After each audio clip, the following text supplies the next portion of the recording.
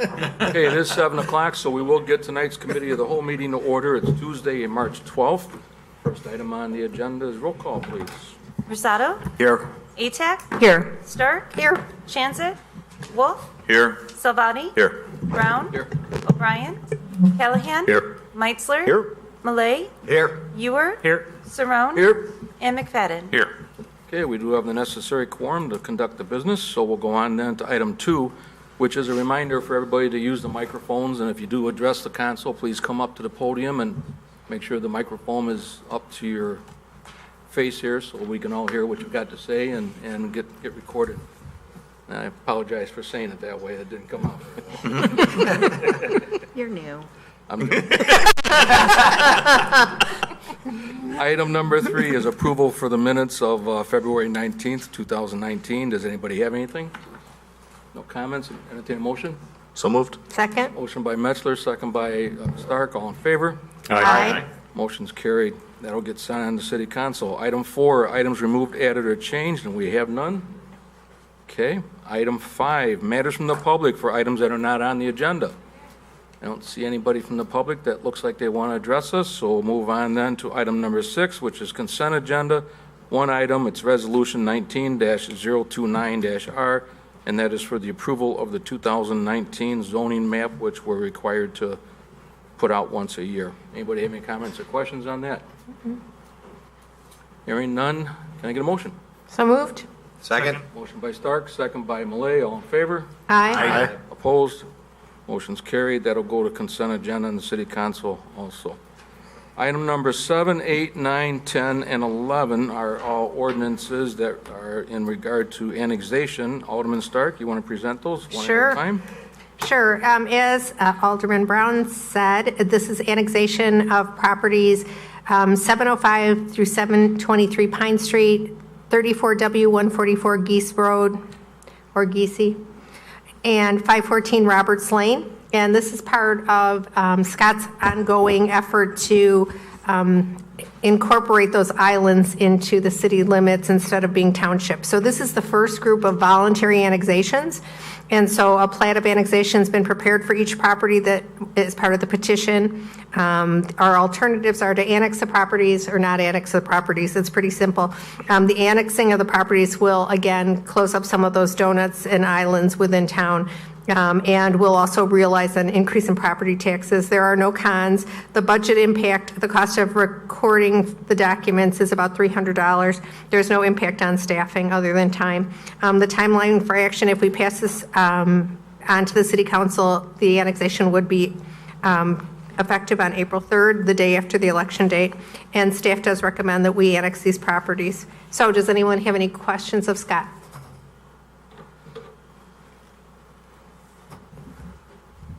No questions. So would someone like to recommend to City Council Ordinance 19-17, Annex of 705, 723 Pine Street? So moved. Second. Motion by Meitzler, second by Ewer. Sure. All in favor? Aye. Opposed? That motion carries. Would someone like to make a motion to recommend to City Council Ordinance 1918, annexing 34W144, is it Geesey or Geese? Geesey. Geesey Road to City Council? So moved. Second. Motion by Cerrone, McFadden. Second by Malay. All in favor? Aye. Opposed? That motion also carries. Would someone like to recommend to Council Ordinance 1919, annexing 514 Roberts Lane to City Council? So moved. Second. Motion by Callahan, second by Salvati. All in favor? Aye. That motion also carries and is sent on to the City Council. Would someone like to make a motion to recommend to City Council Ordinance 1920, annexing 505 Pine Street? So moved. Second. Motion by Malay, second by Salvati. And you have a question, Elliot? Just a clarification here, the three that we just approved for annexation, those were all voluntary. This next one, though, it's an involuntary annexation, but they were notified by mail, proper channels, public. everything? Yes, they were required to send them notice by mail prior to the 15 days prior, and then we also have to publish a notice in the newspaper 10 days prior to as well. So both of these last two were done in that procedure. I'd show you the property, but our mouse is really going to get numbers today.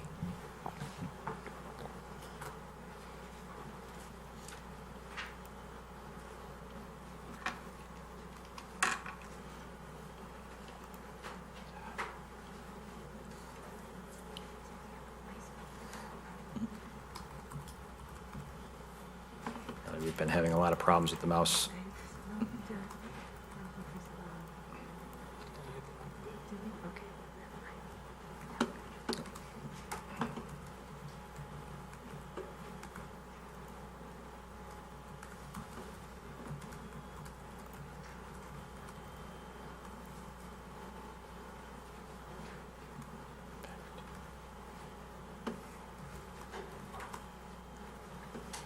And then on this, let's see, I'm sorry. This 505 Pine one, just so you know, this one was done as an involuntary annexation, but we did yesterday actually receive the voluntary petition for this one. So this is, we're still going to follow the same involuntary statute since we already published the notice, but these folks did actually submit a petition. Thank you. So as Elliot pointed out and Scott talked about, these next two are slightly different. I should have noticed that the way they're worded is differently too. And so we've got a motion and a second on this one. All in favor? Aye. Opposed? This one also goes to City Council. And so now a word to ordinance 1921. Would someone like to recommend to City Council annexing 36W283 McKee Street? So moved. Second. Motion by Malay, second by Rosado. All in favor? Aye. Opposed? That motion also carries. Susan, Yes. I just have a quick question. The 38W addresses, will those become city addresses or Yes. will those, okay. Yeah, we will reassign any of the rural addresses, we will reassign. The city-style addresses, for the most part, they're all in line with the current addressing system, so they don't need to change. So, Thank you.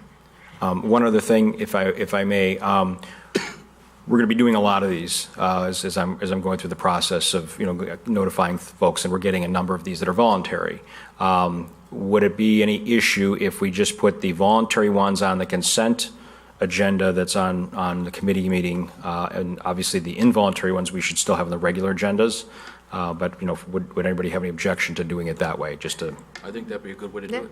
It'll speed it up. yeah, just for future. You can always pull them off if you have a question or an issue. Okay, that's it. Susan? Scott, Thank you. anything else for these? No, that's it. Thank you. Item 12, Resolution 19-028-R, authorizing execution of a master service agreement with Ollinger Lock for Phase 3 engineering services. Alderman Wolf. This is for master services agreement, and 6 firms were selected using the QBS, Qualified Base Selection Procedures, and BLA is one of the firms that was selected for the shortlist. We do anticipate future work with the shortlisted consultants, and a master services agreement we try to have for each one of those, so that way we speed up the process when we get to the point of setting up work with them. You have anything else to add to that? No, I don't really. Thank you. Thank you so much for explaining that. That's the typical process we've been using lately for all this, and it makes it much quicker and I think much easier to have a list of qualified, companies, and then just choose one of those that fits what we're doing or what we need to have done, and then come back to us through the master services agreement with the contract when we get to that point. Does anybody have any questions? Okay, would someone like to make a motion to recommend a council resolution 19-28-R, authorizing a master services agreement with BLA Incorporated and to provide construction engineering services? So moved. Second. Motion by Stark, second by Malay. All those in favor? Aye. Opposed? Motion carries. Put that on consent agenda too, huh? Yeah, that's fine. Okay, item 13, discussion for resolution 19-030-R, authorizing approval of the City of Batavia new sidewalk policy. 100-year plan. Alderman Stark, you've got that also. I do. I'm sorry, Alderman Wolf. I was going to say, Sidewalks, that's my thing. yeah, not my thing.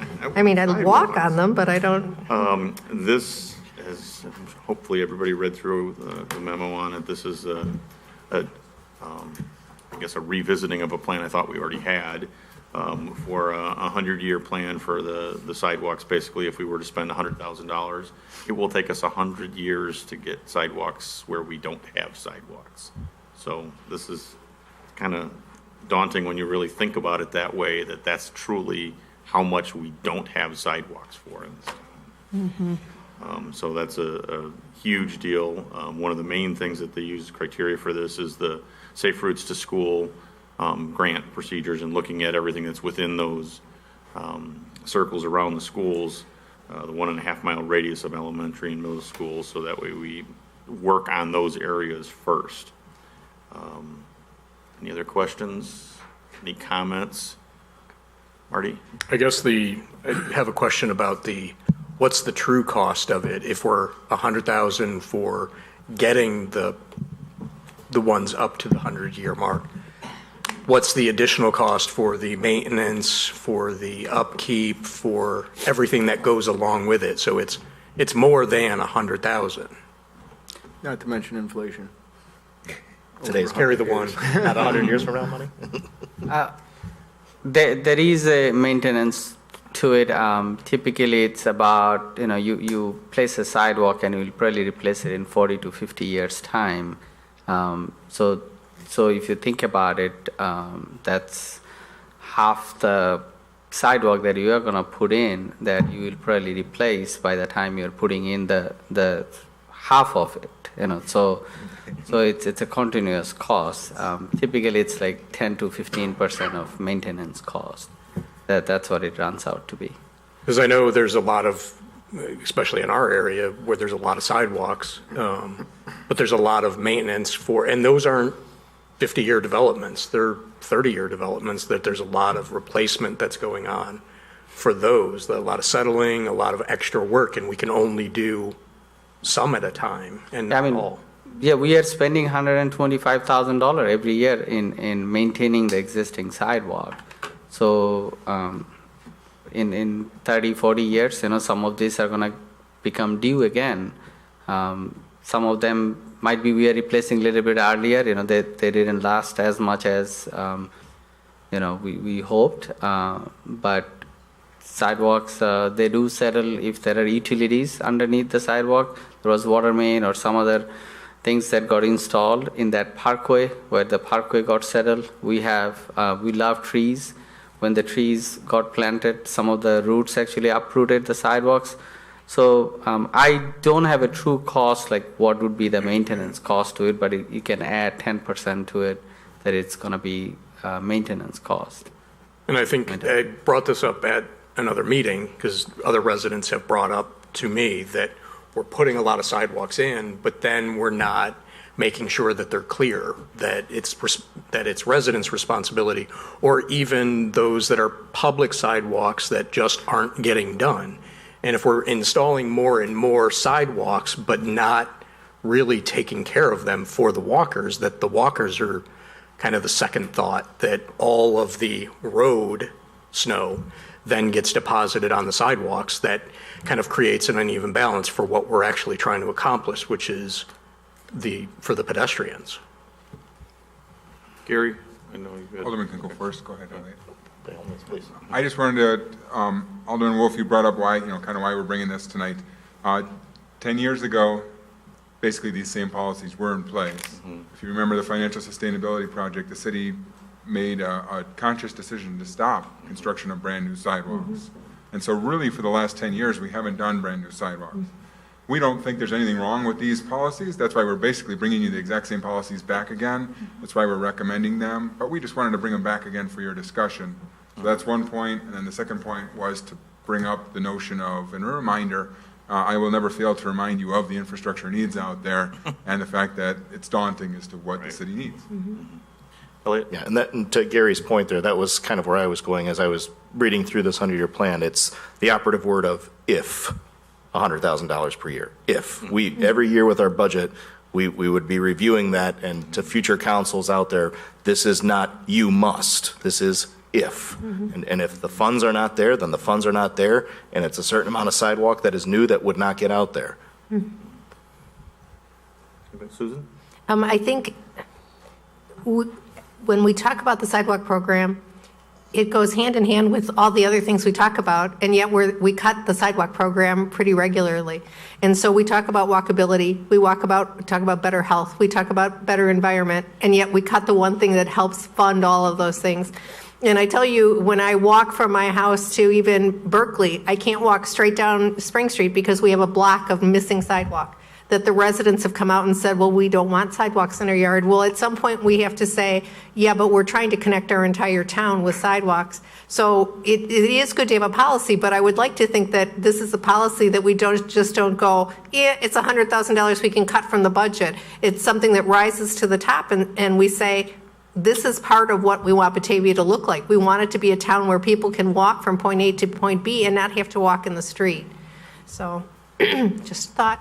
Yeah, I just wanted to add, I agree with that. That's why what I'm saying is, if there are more costs that are built into it, we need to account for that. Agreed. Because if we're going to do it, we need to make sure that we're doing it right, so that we don't leave sidewalks uncleared, that we don't get too out ahead of ourselves with more and more sidewalk miles than we can actually fix. And then it continues to grow and grow, and that deficit gets wider and wider, which is what we have with streets nowadays and the infrastructure that was built out. Wow. And that's why it's being a lot more strategic going forward and concentrating on those things. Right. I think that's where the balance has to be, that we have to figure out how to be able to do that, so we don't isolate parts of town, or we don't isolate neighborhoods, we don't isolate, things in our community that people want to be able to get to, and work on the walkability and the connectivity of everything that we want to maintain or that we want to grow in town.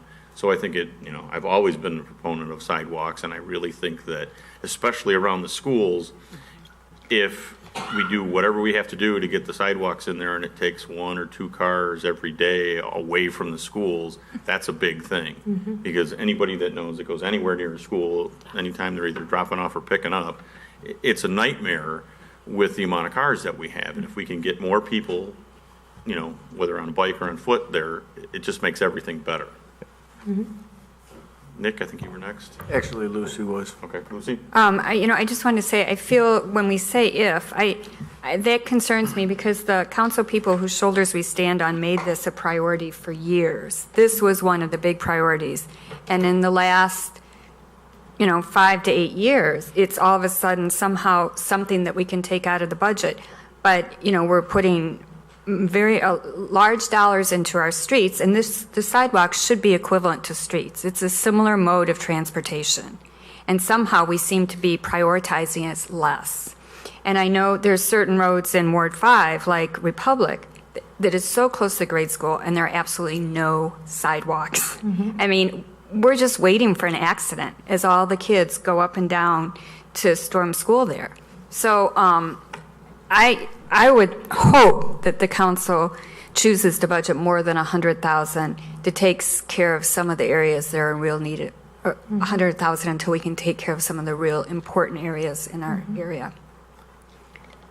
Nick? No, I agree with everything said.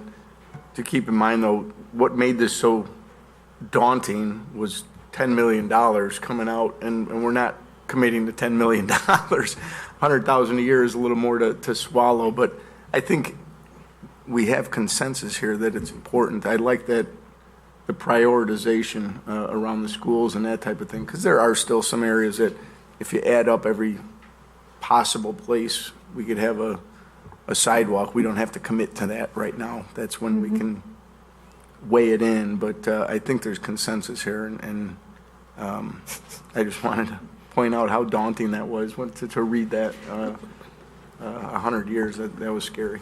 Lucy and I are going to come back and haunt you guys. We'll sit in the front row during budget hearings and go, hey, What about those sidewalks? Yeah, because there is consensus, but every year, it seems to get pushed People aside. show up and say they want more sidewalks. Seriously, not just you, but somebody else. Well, I Maybe you think there are too. people in the audience that are Yeah. feeling that And- way. And I just want to be clear, when I'm emphasizing that assume particular part of it, we do. I'm absolutely in support of having the walkability, especially to the schools. The other side of Republic is in Third Ward, and I definitely have heard the same sentiments that, these kids are getting to school and there's no sidewalk for them to walk on. I absolutely agree on that.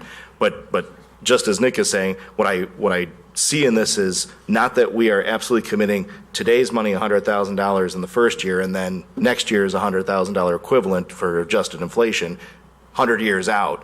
Because if that were the case, then I'd want to have a different discussion about where exactly we're getting the funds to continue paying those years' dollars into that program, and especially if it's more. I'm absolutely in favor of getting the sidewalks where they're best fit, and that's why I like the scoring system that's being put in place here. I just want to make sure we're doing this in a responsible manner. I agree completely, and we have the same issue with stormwater, have the same issue with streets, we have the same issue with the riverfront, all that kind of stuff. It's tough, there's no doubt about it. Mark? On the scoring side, the school is definitely the most important thing, safety of our children. But would we want to then start, center of the city and start moving out as well as a scoring factor? Because that's what we're trying to do is drive walking to downtown or to shopping areas. That's what most people are going to do is try and get down to the services we have downtown. I'm not sure if the scoring system takes that into account at all. That's something, obviously, for the city council to discuss. And if you want to go down that path, obviously we can. Every year we can evaluate and see, what can be done for the school as well as for the CBD area, downtown area, and what we can expand. When we looked at the downtown area, it seems like at least close to downtown, everything has sidewalk. What we have focused on is maintaining those sidewalk. If there is broken square that people don't want to push their stroller down, then we have gone out and fixed it. So that's what we typically focused on in the CBD area. But we haven't really focused on adding sidewalk just because there was no money to add sidewalk to it. So, but if that's something that the council wish to look at and expand on, we'll definitely add that as one of the criteria. Dave, did you have something? Yeah, as you say, I'm kind of new here. How We many got a times- couple meetings to figure it out. Thanks for chiming in. Over the years, this was a big priority at one time, and it was just an expected expenditure that we were always every year going to add sidewalks to our community where they were lacking. I can tell you that in the years to come, I think it's a great policy. I think you should maintain the policy. I think it gives staff the direction they need to include it in their budgeting process. Then it's going to come down to anybody that's sitting here to decide whether or not the funds are there. And Laura is going to be charged with that also. She's going to have to make the recommendation. Right now we're going through some pretty good times, and we have been for the last couple of years, and we wouldn't be talking about this policy if we weren't going through those better times. We're going to go through some bad times, I'm sure, and there's going to be times that before the budget even gets to the city council, staff, including Laura, are going to make the decision that, our recommendation this year is going to be, we got to cut back on that $100,000. It just isn't there. So I think it's a good policy. It's going to generate a lot of conversation every year because some of the streets that staff is going to recommend doing sidewalks on, you're going to have neighbors down here saying, we don't want them. And there's going to be other streets that people are going to be saying, well, we'll take them. So, every year it's going to be some good conversation, and, some years you'll be able to do it, some years you won't, but at least it gives staff the direction they need to know how they should be focusing on the budget. Scott? I'll back up Mark with the idea of adding some criteria for being downtown. I think that's a good idea. That can always be overridden by, if there's, in here, the requests from the public are highly valued. So if there is something that, of higher value that needs to be done sooner, we can do that. But I really like that idea of closer into the downtown and working our way out too as part of that factor. Yeah, and I think that one thing that I'd like to explore next time we sit down and talk about sidewalks into the future is also having a plan where we could do a cost sharing. If there's a neighborhood that doesn't have sidewalks, they've got 3 neighbors all in a row that want them and they want to contribute something to it, that could become then a priority when there's other source of money for it. Because I think that that's also one of the things we do every year with the Safe Routes to School and applying for the grants for that, to try to get money from the outside to fund some of those sidewalks. Anybody else? Marty? Yeah, do you know if there would be any funds for 31? Because down near Lincoln Inn, we know that that is one of the areas where there is none. And that's where all the neighborhoods funnel out to. You go from, you'd have to go through Bernadette and then north. But all of the people that are all south, if you look, 25 has sidewalks almost through all of the residential north to south.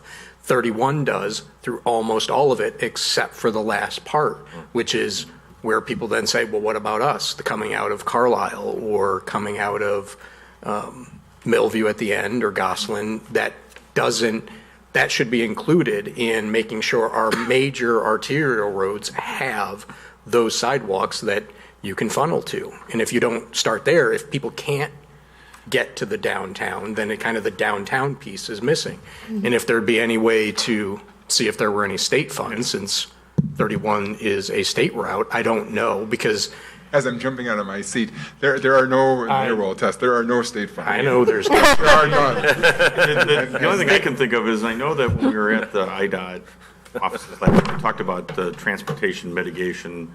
Basically, it's anything you can do to get a car off the road and a person on their feet or on a bike. That's the CMAC. The CMAC. That's the same program that we used to try to apply for the path around the treatment plant. Right. That program exists. It's a matter of how well your project scores. Right. For routine sidewalk from point A to point A, your project's not going to score very high. Okay. Because you're not connecting people to a commuter station. Okay. I mean, you got to be able to justify being able to take cars off the Okay. street.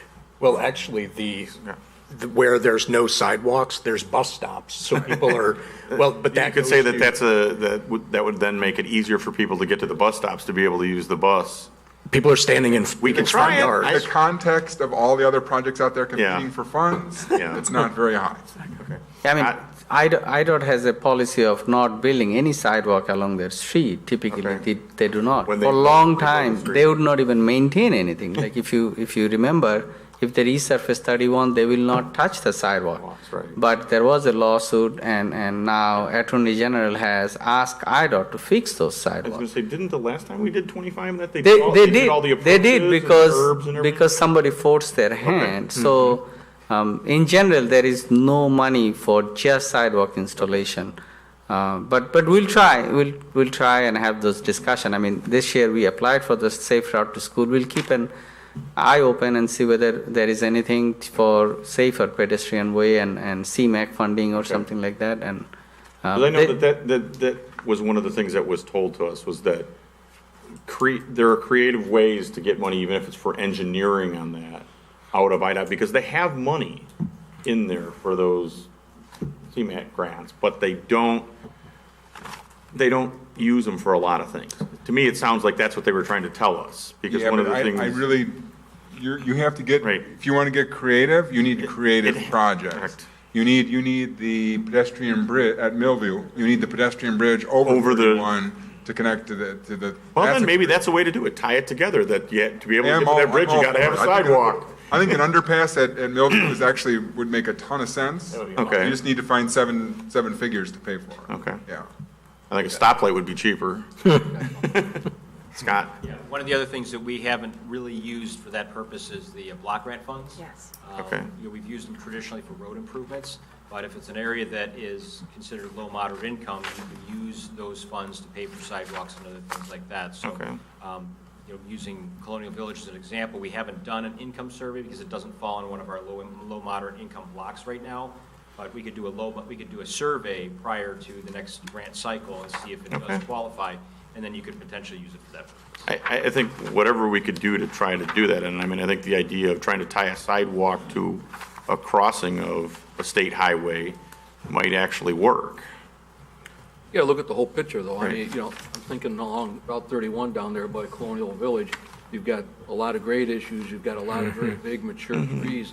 And if you're gonna go through the process of looking at how you're gonna get money to build sidewalks along there, and then when you actually get to that point, and then you get such opposition to it, or you see what the cost really is, and then you back away, you wasted your time on a project that you can't go See, through and with. I think, to me, it ties all together, because if you could have a sidewalk down there, you could have a crossing and a light Just saying. down there, you could get the speed limit lowered. I'm not saying And I it's think not a that's- bad idea, I just, You know, the bottom line is, right now, the state of Illinois is flat broke. Right. I understand. And, you know, we met last Saturday with the local congresswoman, myself and all the mayors, and basically, that was kind of the message she had too. She was wanting to give us some money, but she didn't have any to give us.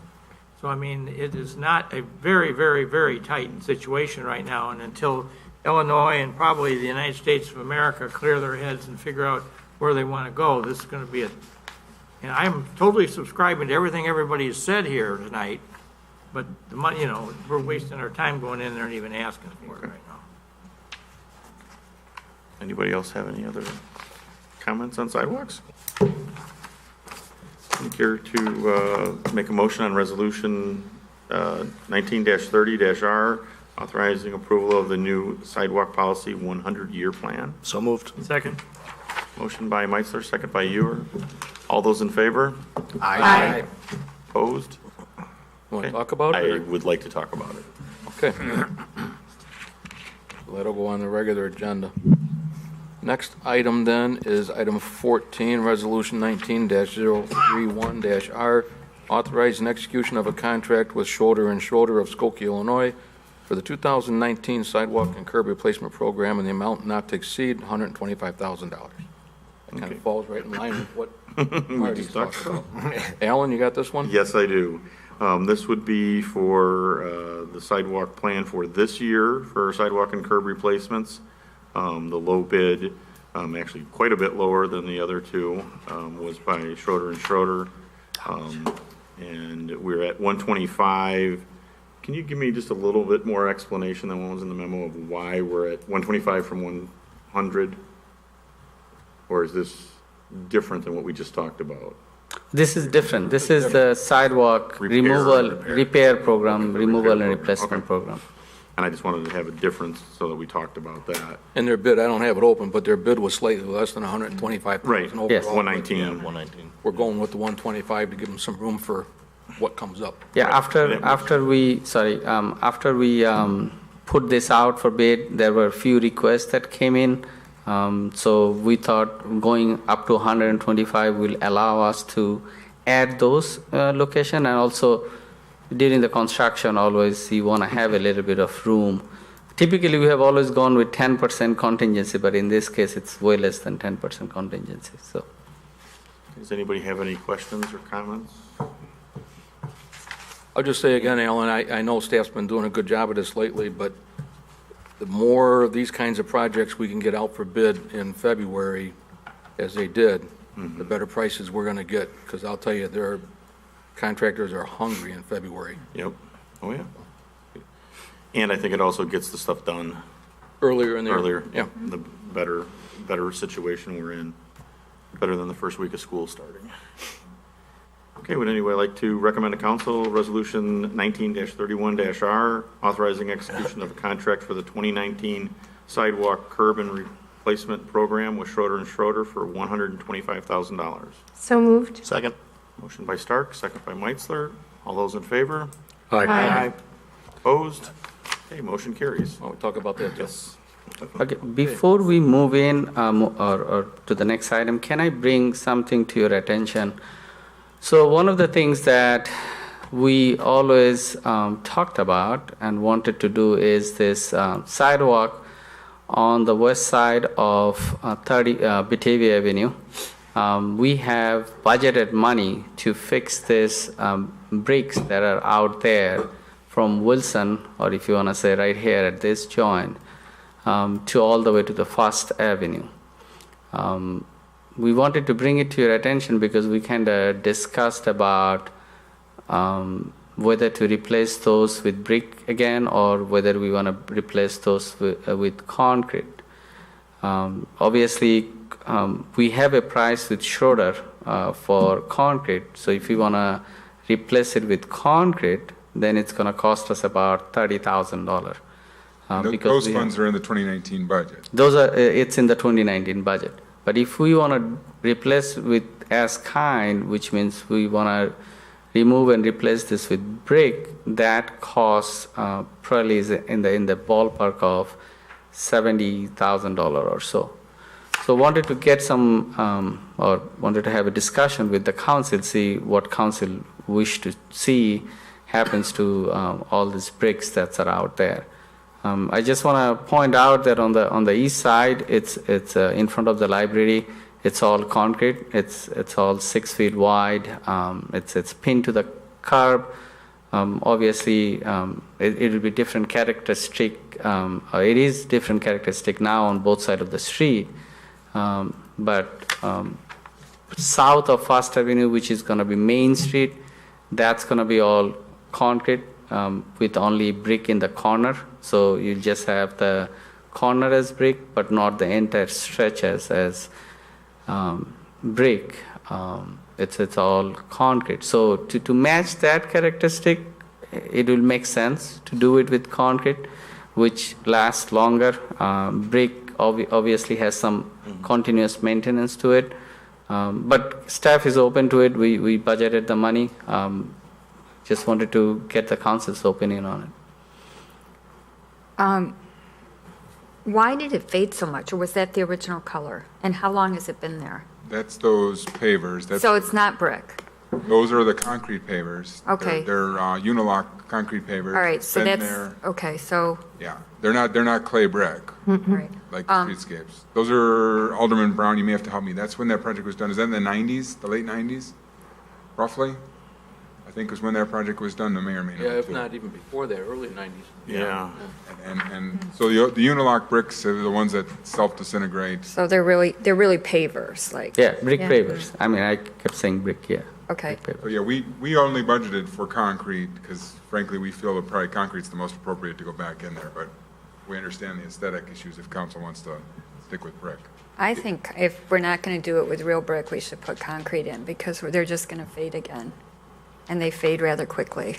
Oh, we'd have to do it with clay pavers. They wouldn't do it any other way now because of the maintenance. All right, But- well, whatever. But Gary, refresh my memory, or the council's memory, the streetscape framework plan that was approved by the council, I don't know, what, 2002 or something like that? Altamano's plan, yeah. Altamano's plan. I know we had this conversation on the east side when they tore up the library, and you pointed out then that the framework plan was for concrete with the exception of the intersections, and those were going to be the brick pavers, right? That's correct. The bricks, rather. Yeah.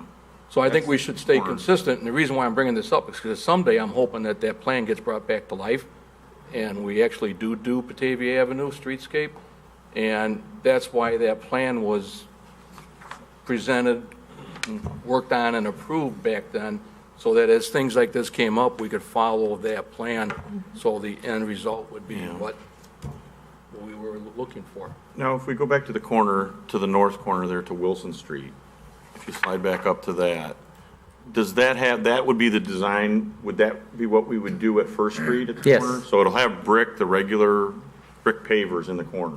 Yeah. And then concrete sidewalk in the middle? Yes. I think for continuity, I think that's the way to do it, because then it looks like it fits the rest of the downtown with everything else that we've done, and I think your point exactly states what, the way we should do that. Right.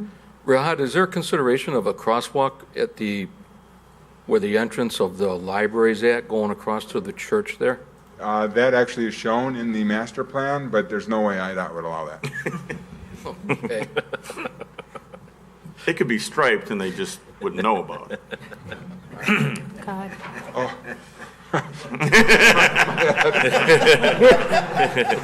Nobody said area where District 1 had to approve it. Okay, so you're looking for direction. I think the direction is to go with concrete. Yeah, no, I just have a, would the brick that would go in, would that be smooth? Because as it is right now, there's a neighbor of ours that has mentioned that those are they're very debilitating for somebody that's in a wheelchair, so they can't use them. As nice as we think they might look, if we're not at least weighing that into the consideration because he's mentioned it and his wife has mentioned it, that it's really jarring. You're talking about the stretch that needs to be replaced. Yes. Yeah. But the intersections themselves. No, those are, Those are yes, okay. because those are completely flat. So it would be just, if we're going to do anything, just to make sure that it's as smooth as some of the other places. If council wanted to do an all brick, as Alderman Brown said, we would do all the brick that's existing there in that corner. We'd use the new clay brick, so it would all be clay brick. Again, I think staff would recommend we go to concrete and then just have brick at the corner. Right. I think that's acceptable. I think that's the way to do that. Which is what the street work, framework plan. Right. Streetscape framework plan shows. And what's in the budget. Yes. Which is a So good what, thing. Yeah. sorry. That's fine. So what we'll do is we'll work with Schroeder and Schroeder and bring a change order back to the council because they have already bid on concrete prices and bring it to you for approval. So you'll be able to see how much it will really cost us and then approve it. To do just the brick corner No, at first. do the- Brick corner plus Do the the whole concrete block. sidewalk, Yeah. the whole Oh, to block. do the whole block with the whole block? Taking out would all the cost? old pavers and replacing them with new concrete. With new concrete. The money's in Is the that budget. not in the, that's not in the bid? That's not in this Got it. bid. So it will be added to their But contract. it is in the, It's in the it's budget in the budget. It's in the budget. Budget. Okay, Yes. that's what I wanted to make Yes. sure. As a separate project. So they would just give them a change order based on the unit prices off of the contract that They have, just approved. and just expand the contract. Right. Yeah, okay. Or add to it. Okay. Okay, thank you. Was that one voted on? No. The resolution to approve the contract, was that voted on? Yes, it was. No, I think I 1932R? made the Yeah. motion. You did in, The concrete block? No, No, just the, Oh, getting item a number curb and 14. sidewalk replacement. no, the Schroeder and Schroeder. the Schroeder and Schroeder contract yeah. was approved. Was it? Okay. Yes. Yes. Sorry. Yes. That one was Sir, Mark approved, Kinsler. and then you'll bring back another change order. Change order, For yes. the 31, Great, Thank you. Sorry. Batavia Avenue. Okay, item 15, resolution 19-032-R, authorizing execution of an IDOT engineering service agreement and the resolution to appropriate motor fuel tax funds for the designated engineering services for Prairie Street Improvement Project. Alderman Wolf. Okay, at our meeting, city council meeting on March 4th, we approved a contract with Crawford, Murphy, and Tilly to do design engineering services for Prairie Street reconstruction, Pine Street to Wilson Street. A portion of this contract will be funded through the motor fuel tax. Basically, IDOT wants this passed to go along with all the rest of their requirements to be able to approve this. Does anybody have any questions? Do you understand this? Mark? I understand this, but I guess my question is, so with Main Street getting delayed because of property acquisition, I know at near Wilson and Pine, there's some property acquisition that has to happen for this to go through as designed. Are we going to stay way ahead of that so that? So this is for the design phase of No, it. I guess I'm kind of mixing it up. Probably should have So- said afterwards, but. So this will probably, both project probably has the potential of going under construction at the same time. That's the possibility. I'm just worried about the property acquisition that we. In this project, we have only 8 property owners to go to and seek acquisition from them. So we are hoping that it will go much faster because these are all private property. In contrast to in Main Street, we had some commercial and big businesses like Chase Bank, which took longer to go through that process. Thank you. Okay. Any other questions? Okay, hearing none. Can I get a motion to recommend to council resolution 19-32-R authorizing execution of the IDOT engineering services agreement form and the resolution to appropriate motor fuel tax funds for the design engineering services for Prairie Street reconstruction project, Pine Street to Wilson Street, in the amount of $300,000. So moved. Second? Motion by Ewer, second by Stark. All those in favor? Aye. Opposed? The motion carries.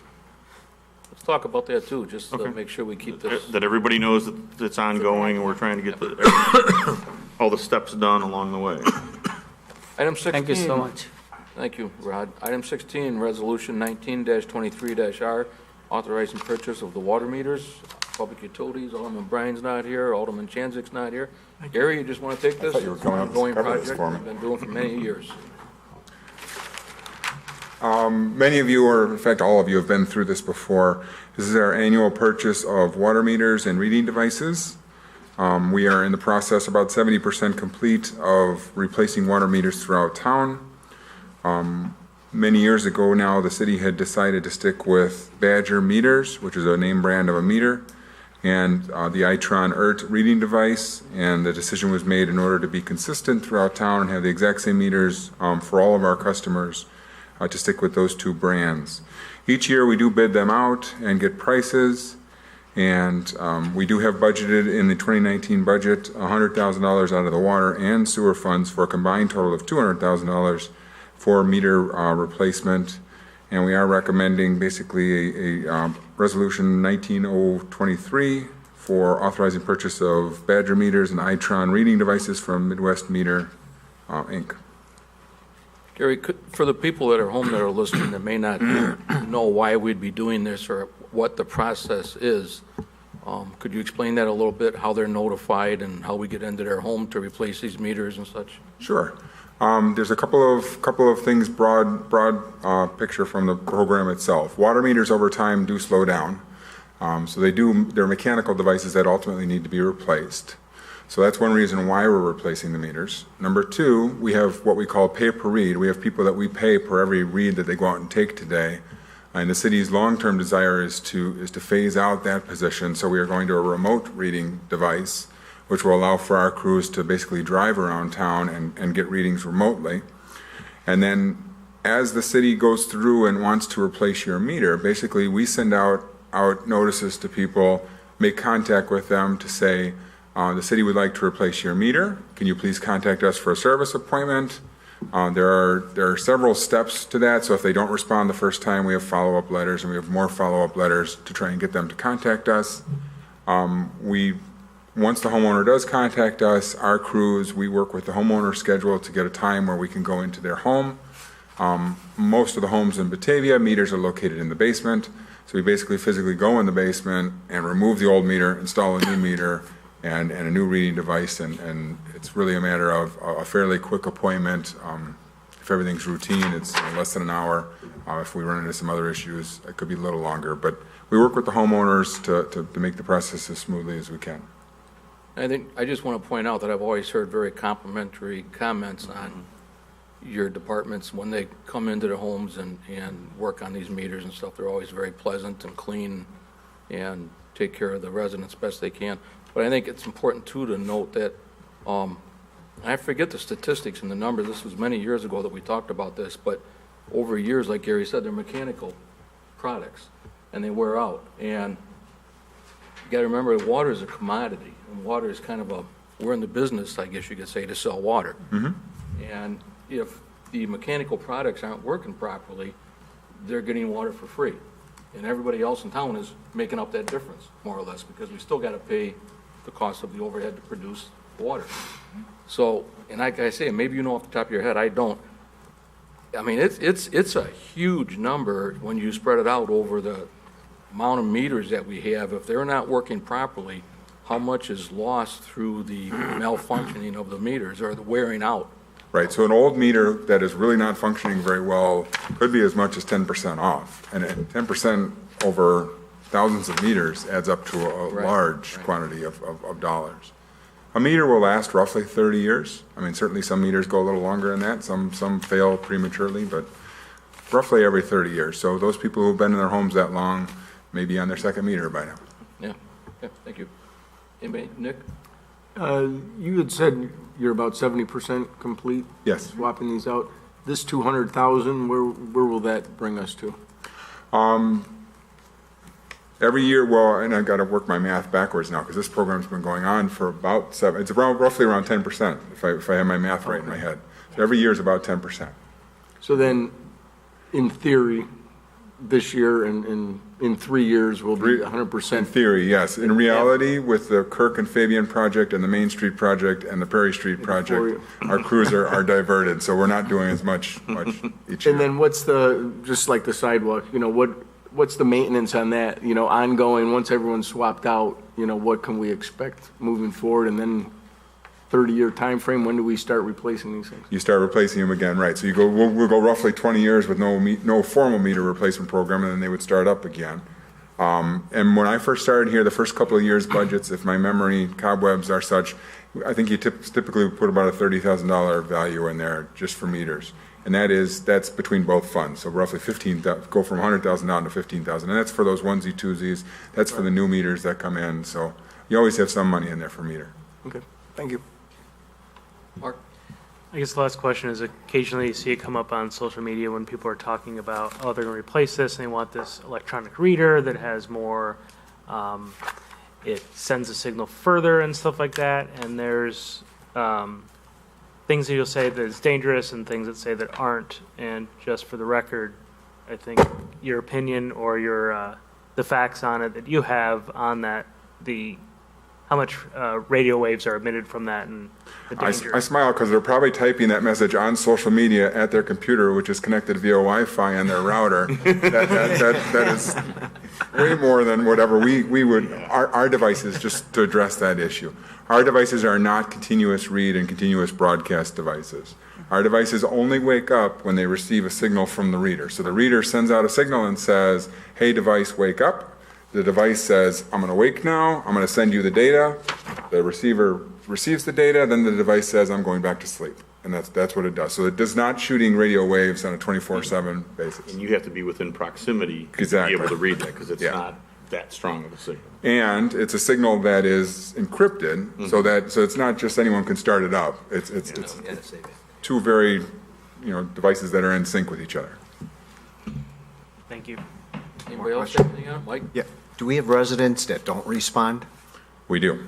Okay. And- What do we do in that situation? And City Council several years ago authorized a surcharge, and there are some residents who, on occasion, have had to pay a surcharge on their bill because of the fact that if we don't replace their old mechanical meter, and their old meter is not accurate and is therefore underbilling them, Council's justification was then they should have to pay this surcharge. And I don't remember if it's 20 or 25, I can't remember. It's a very small amount, but it is something they have to pay every month until they get the meter. So it's a monthly charge? Yes, it's a monthly And then charge. how long do we let them go before we start doing that?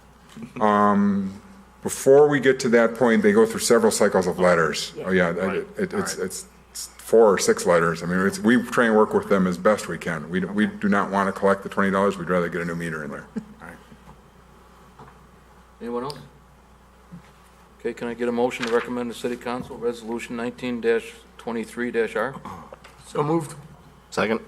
Motion by Saron, second by Malay, or Meitzler, all in favor? Aye. Opposed? Motion's carried. We'll just put that on consent.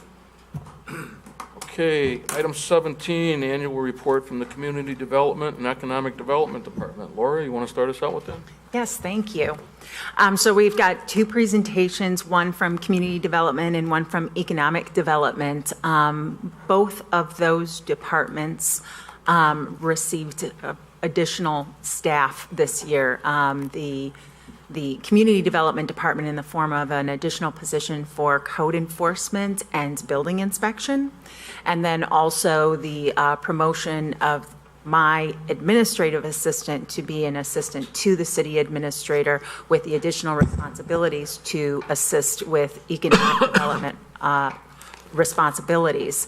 And I think what you're going to see in the following 2 presentations are the justifications for making the additional investment in those 2 positions, and as well as a bunch of good things to come in 2019.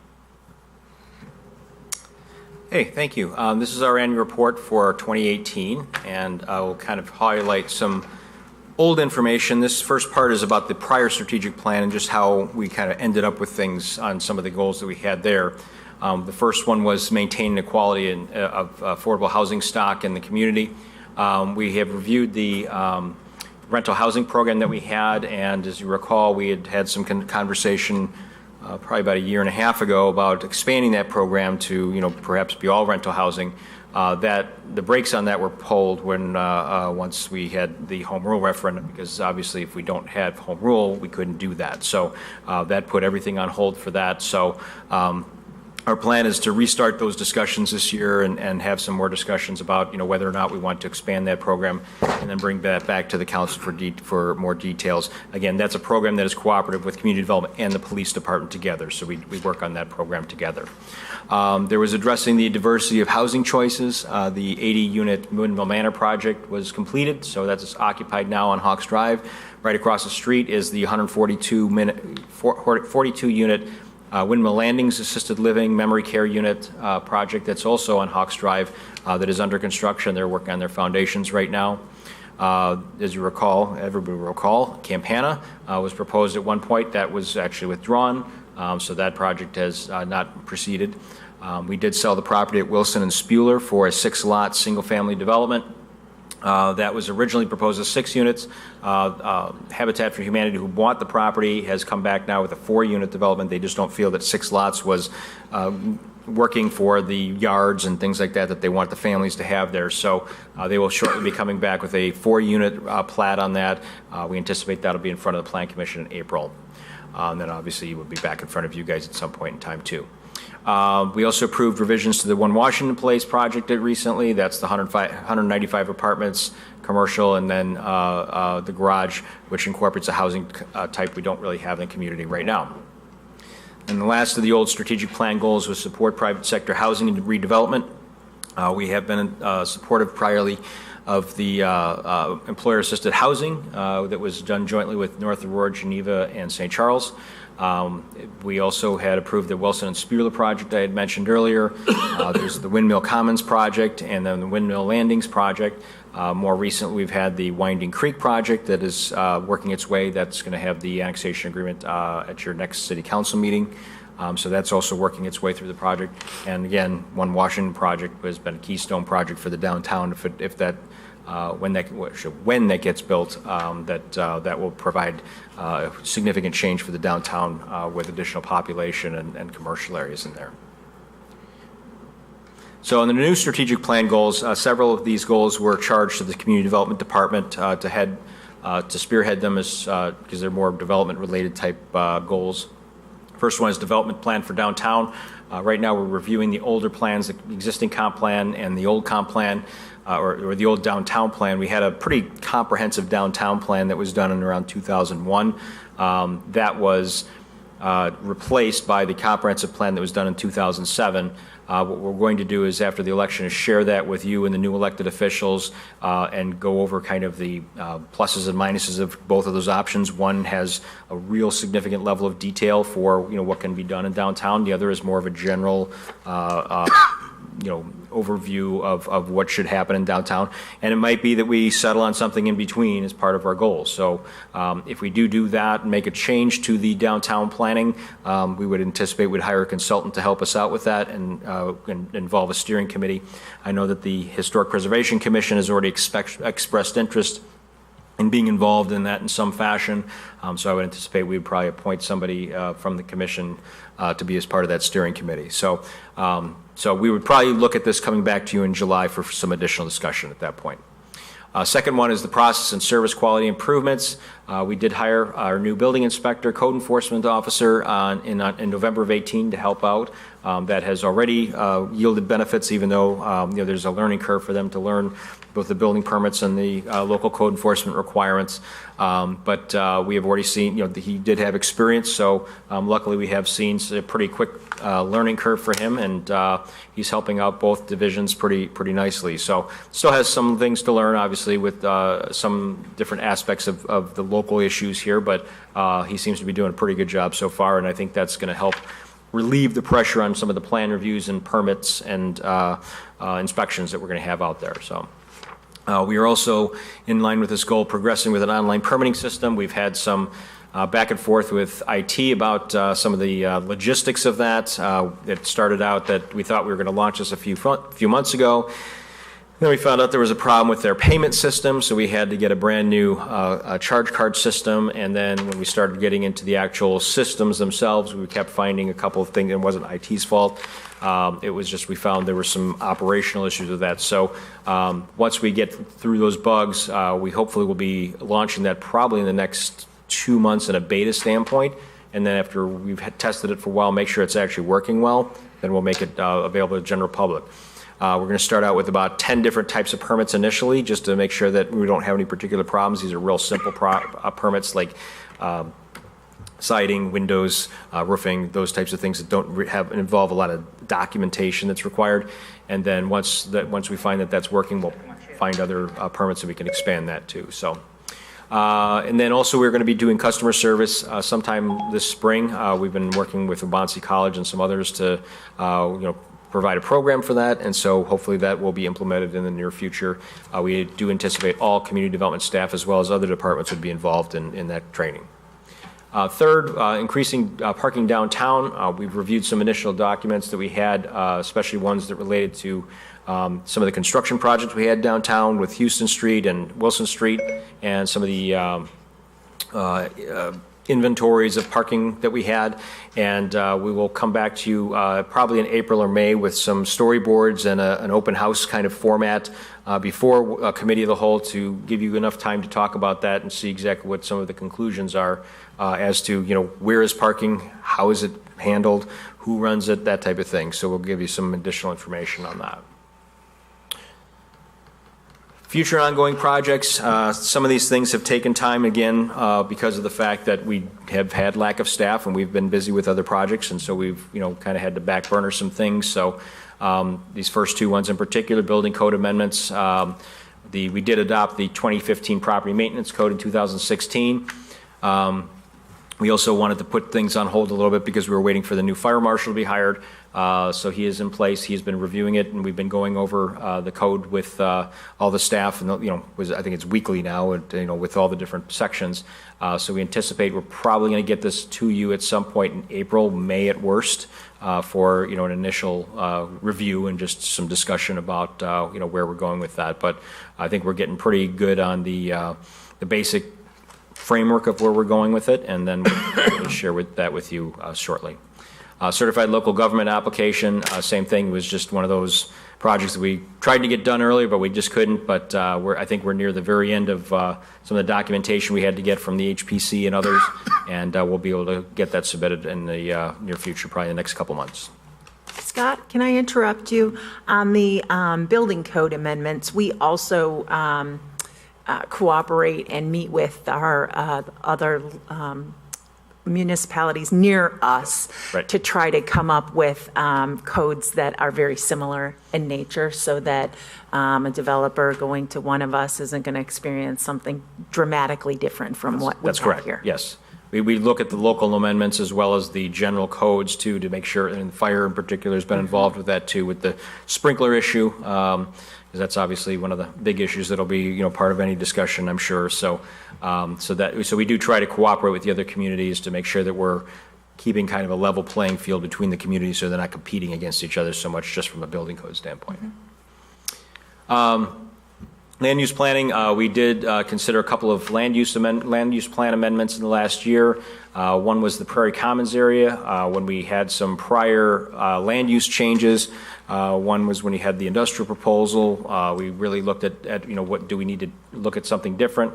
When MI Homes came in here with a different proposal for single family and townhomes, that also was going to change the perspective of some things. Ultimately, they ended up going with an all-townhouse project, which is what the annexation agreement allowed for. So that really didn't necessitate a substantial change to the comprehensive plan. So we decided to leave that as is, which calls for additional multifamily. So we decided to drop any proposed change to that at this time. So the second one that was approved was in March of 2018, I'm sorry, the added commercial land uses on the existing along North Washington Avenue. This is where the used car dealership and Lou's Drive-In and some of the other things that are actually unincorporated. We had called out for that being multifamily, but after a lot of discussion, we said, you know what, let's take a look at what the uses are. Does it make sense to really have those change, or are we just going to expect that those uses are going to stay there? And that's when we change the land use categories for those to be more commercial in nature. So we didn't do any zoning changes. Most of those are still unincorporated, but we decided to just make the land use plan reflect more of what was existing out there. Also, we talked last time about East Wilson Street, about changing some of the land uses on the north side of East Wilson. There's a number of 2 flats and 3 flats that are in that area, and we wanted to see if there was any type of, and it's all zoned single-family, designated single-family. Wanted to see if there was any reception for some of the properties to change that. For the few people that did respond, it was not in favor of that. So we weren't going to go uphill with that and propose changes. So we decided to drop that proposed land use plan. So we do look at these every year just to try and see other areas that don't make sense anymore, things that should change, and just to propose those in front of the Plan Commission and bring them to you for obviously adoption. Zoning code is the same thing. We do propose various changes to the zoning code as part of our periodic review of the ordinance. We have a list of items that we affectionately call the list for things that we want to look at periodically and just see if there's something that we want to add or change, or things that just need to be looked at in more detail. Sometimes we bring them to you, sometimes we just think about them and drop them. So, but we do have those, and there will be some coming soon. We have a plan commission meeting where they'll be considering a few changes, including merging 2 chapters of the zoning code, as well as a few other structural changes to the zoning code. And that'll be coming forward to you after Plan Commission reviews that.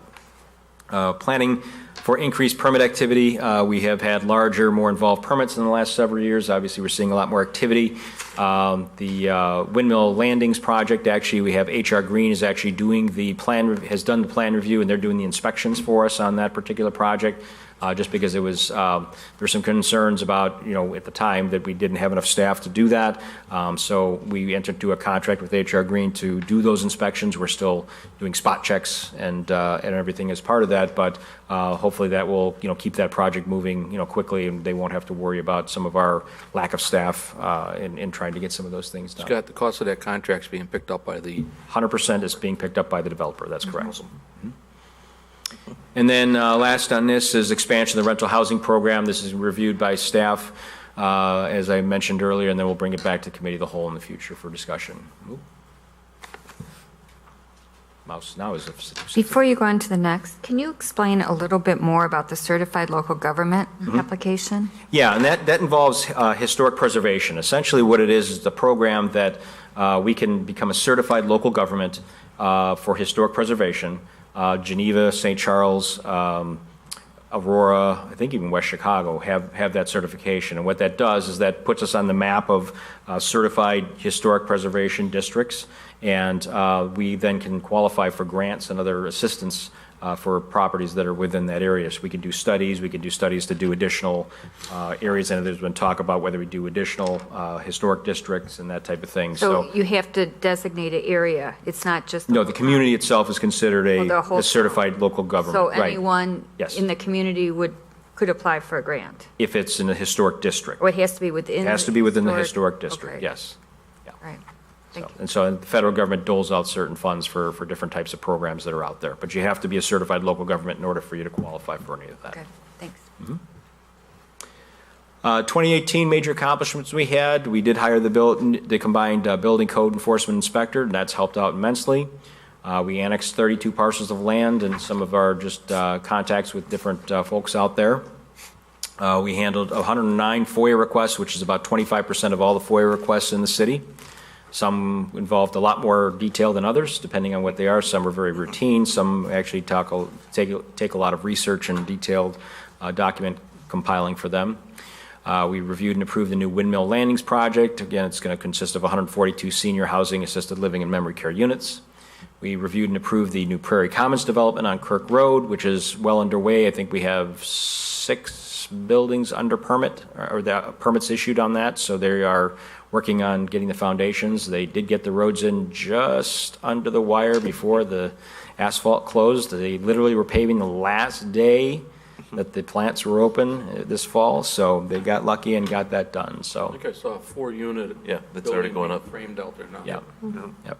So they're building the two different types. They're building the traditional and then they're building the urban style both at the same time because they're going to use them as model units. So that's done. We did have a little issue with some of the lot lines on that. So they submitted a revised plat for some of that. That'll be going to the Plan Commission, be ratified by you. Not a big deal. It's just a change in the lot line a little bit, so there weren't some encroachments. So, but that'll be coming. And then, of course, the 15.5 acre commercial site on Kirk Road. Have not had any bites on that, but that is out there and available. We received a Illinois Housing Development Authority grant in the amount of $50,000 for abandoned home cleanup, restoration, and repairs. We've received some funds from that. I can't remember the exact amount, but I think it was around $10,000 or some of that to pay for some of the work that we had done. It actually was retro to 2 years, so we could go back 2 years and get some of the money that we had back for some of those funds that we had to expend to try and clean up some properties.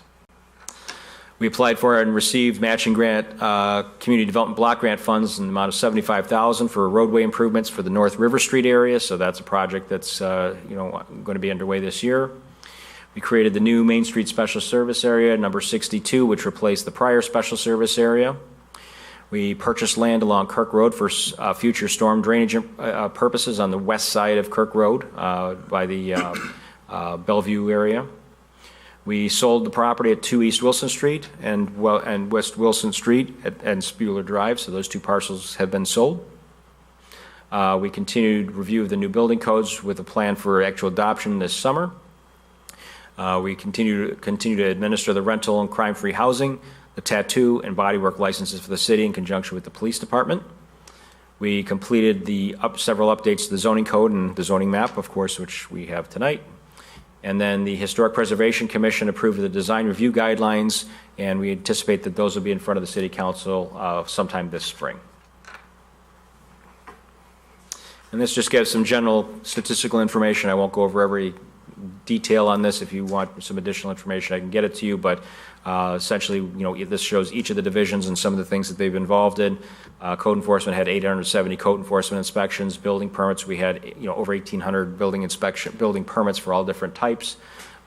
We collected about $3.5 million in permit fees. That does include utility fees and charges and impact fees, so it's not all just permit fees. Some of that goes to other enterprise funds and other governments. But that's all part of that. And then we had 75 total zoning cases that were reviewed with different types of elements to them. So we were busy this year. Just development is starting to pick up, we see. Then for 2019, we will continue working on annexing the unincorporated islands. Been working on them on a methodical process to do that. So it's been pretty. It's a labor-intensive project, but it's working.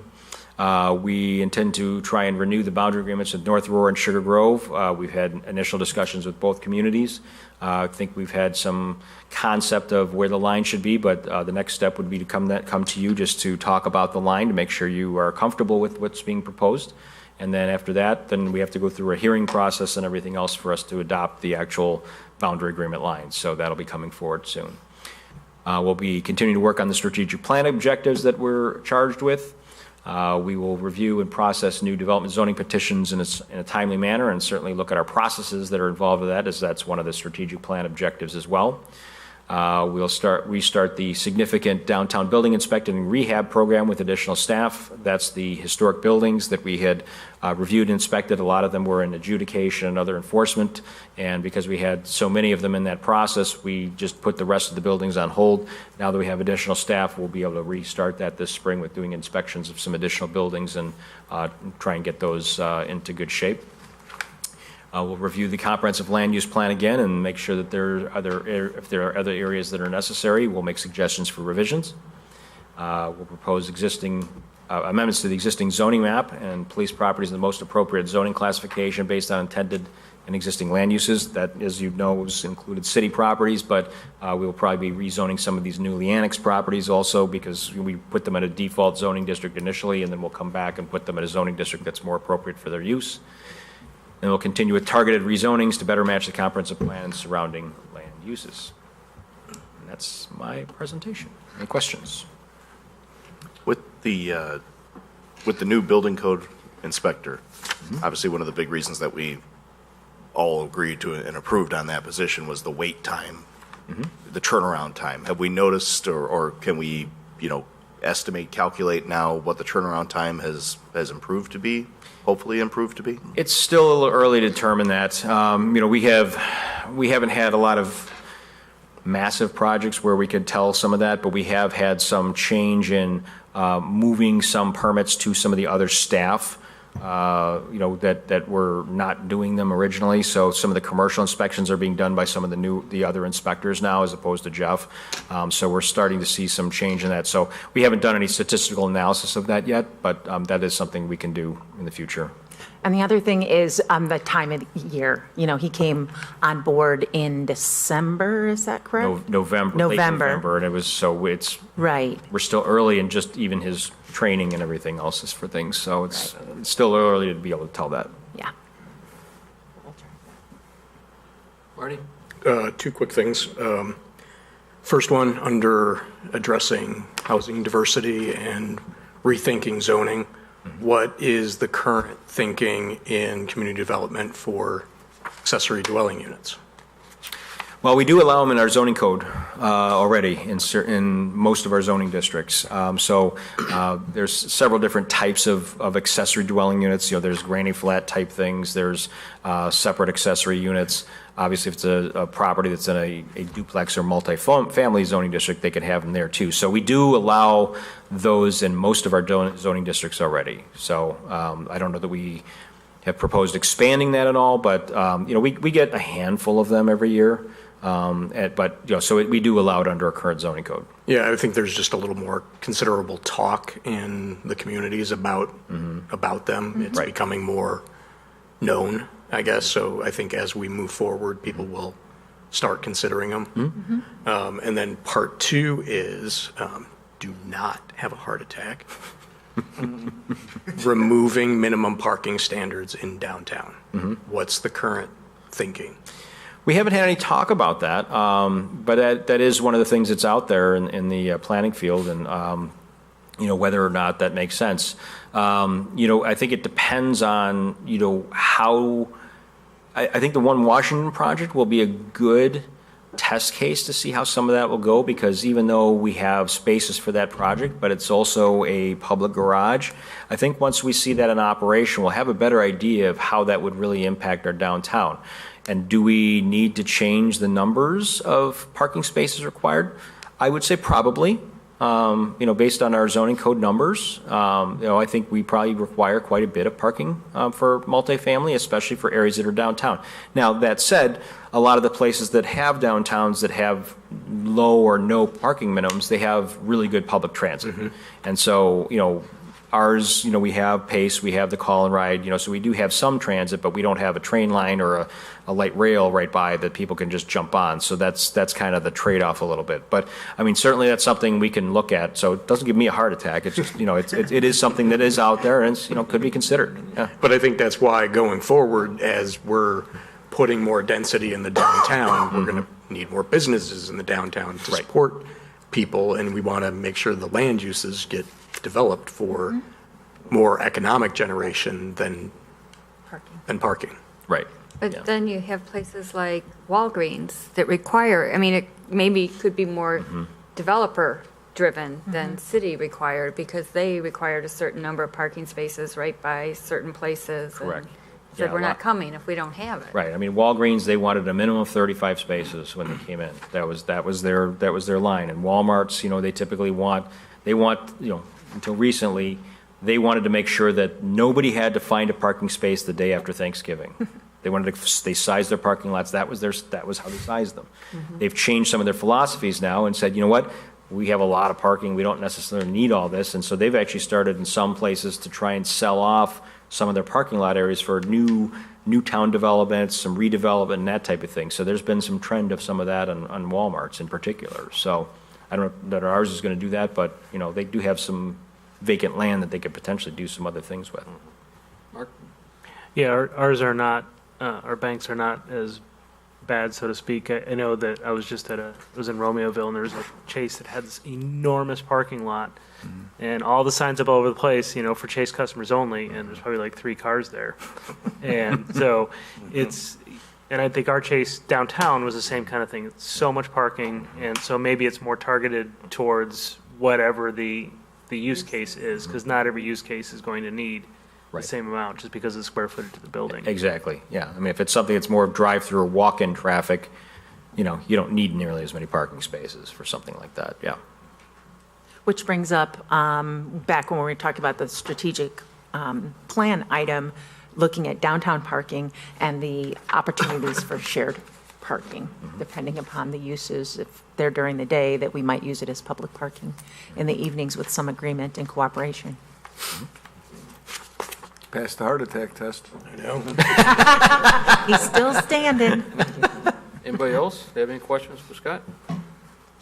Thank you, Scott. Okay, thank you.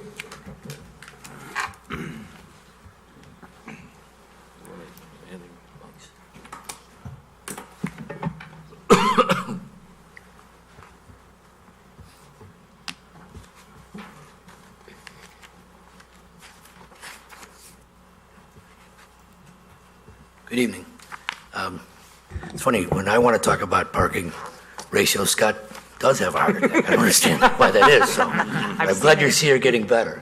Well, then I can just say, we'll vote on that right after this meeting. Okay, enough said. We'll be out cold. So tonight we'll be talking about the annual report for 2018. I will be discussing developments that have occurred, where we've met priority projects. It'll be broken down by geography, and then I will talk about the priorities, again, for this coming fiscal year. Initially, there'll be a couple of projects I'm going to talk about that were actually grant supported. I thought those should be priorities in your mind because obviously the city assisted. In this first case, this project has come a long way in the last 3 weeks. This is the Tomley Building at 2 East Wilson Street. As Scott indicated, we did sell it last year, and the city did approve a downtown improvement grant for the heart of the home. I don't think you've been in it before, but speak of to lower levels, but that lower right-hand corner is the very, not just the level underneath the street, but the actual subterranean basement where they poured a brand new floor. They've demised it up for individual rooms. The picture on your upper left, that is the first floor, street level floor. As you can see, they're ripping out some of the stairwell, and they're going to be putting a new one. But that was listed last year in my report as a priority for the coming year. Oops. Next project also was a grant, actually a grant and a facade grant, downtown development grant and a facade grant that was at 129 South Batavia Avenue. That's the former Stashes building. What you see on the upper right is actually one of the apartments upstairs. There's 2 apartments that are being redeveloped, and they're going to be amazing living spaces. I'm really happy to see what they've done there. Certainly will increase the assessed value because the rental rates will go up. What was there before was, to be honest, one of them was uninhabitable and the other was pretty close to that. What you see in the front, that picture is of the new windows that have been put in for our facade grant. So that's moving along. Hope to have that front done completely by the end of April. First, do you have any idea what the rental rates are going to be on those apartments? I believe he thought they'd be about $1.25 a square. So, and they're small. They're both less. They're probably close to 800 square feet, maybe 700. But that'll certainly increase the rent from what would have been there. Next project, also a grant. That is the apothecary now, River Peak Apothecary. That's directly next door to Dan Moser's other building where the Beard Guard is. And this is its sister use. Beard's Guard has moved into this and calling it the River Peak Apothecary. Here again, the city did a grant to enable him to redo the ceiling and some other additional interior work, heating and air conditioning work. Here again is another priority. This actually is at 115 South Batavia Avenue. On the left, that project, I believe that was the Foot Doctor that is now Coast Salon. It's really very cool space, very kind of upscale and, you know, I guess nouveau, but they've done a nice job on the outside and especially the interior. The space on the lower right is at 239 West Wilson. That's 6+ Cypress. That filled up quickly. She is doing very well at that store. Here's 3 eclectic uses I want to include because it is what it is. I mean, these are neat projects downtown, and it's more reason to come to downtown Batavia. They're kind of hidden away. Paula's Couture Consignment. She's recently opened that, and she's doing well, very well. This Unique at 5 East, that used to be the old law office. Linda, the owner, is in the picture with her daughter.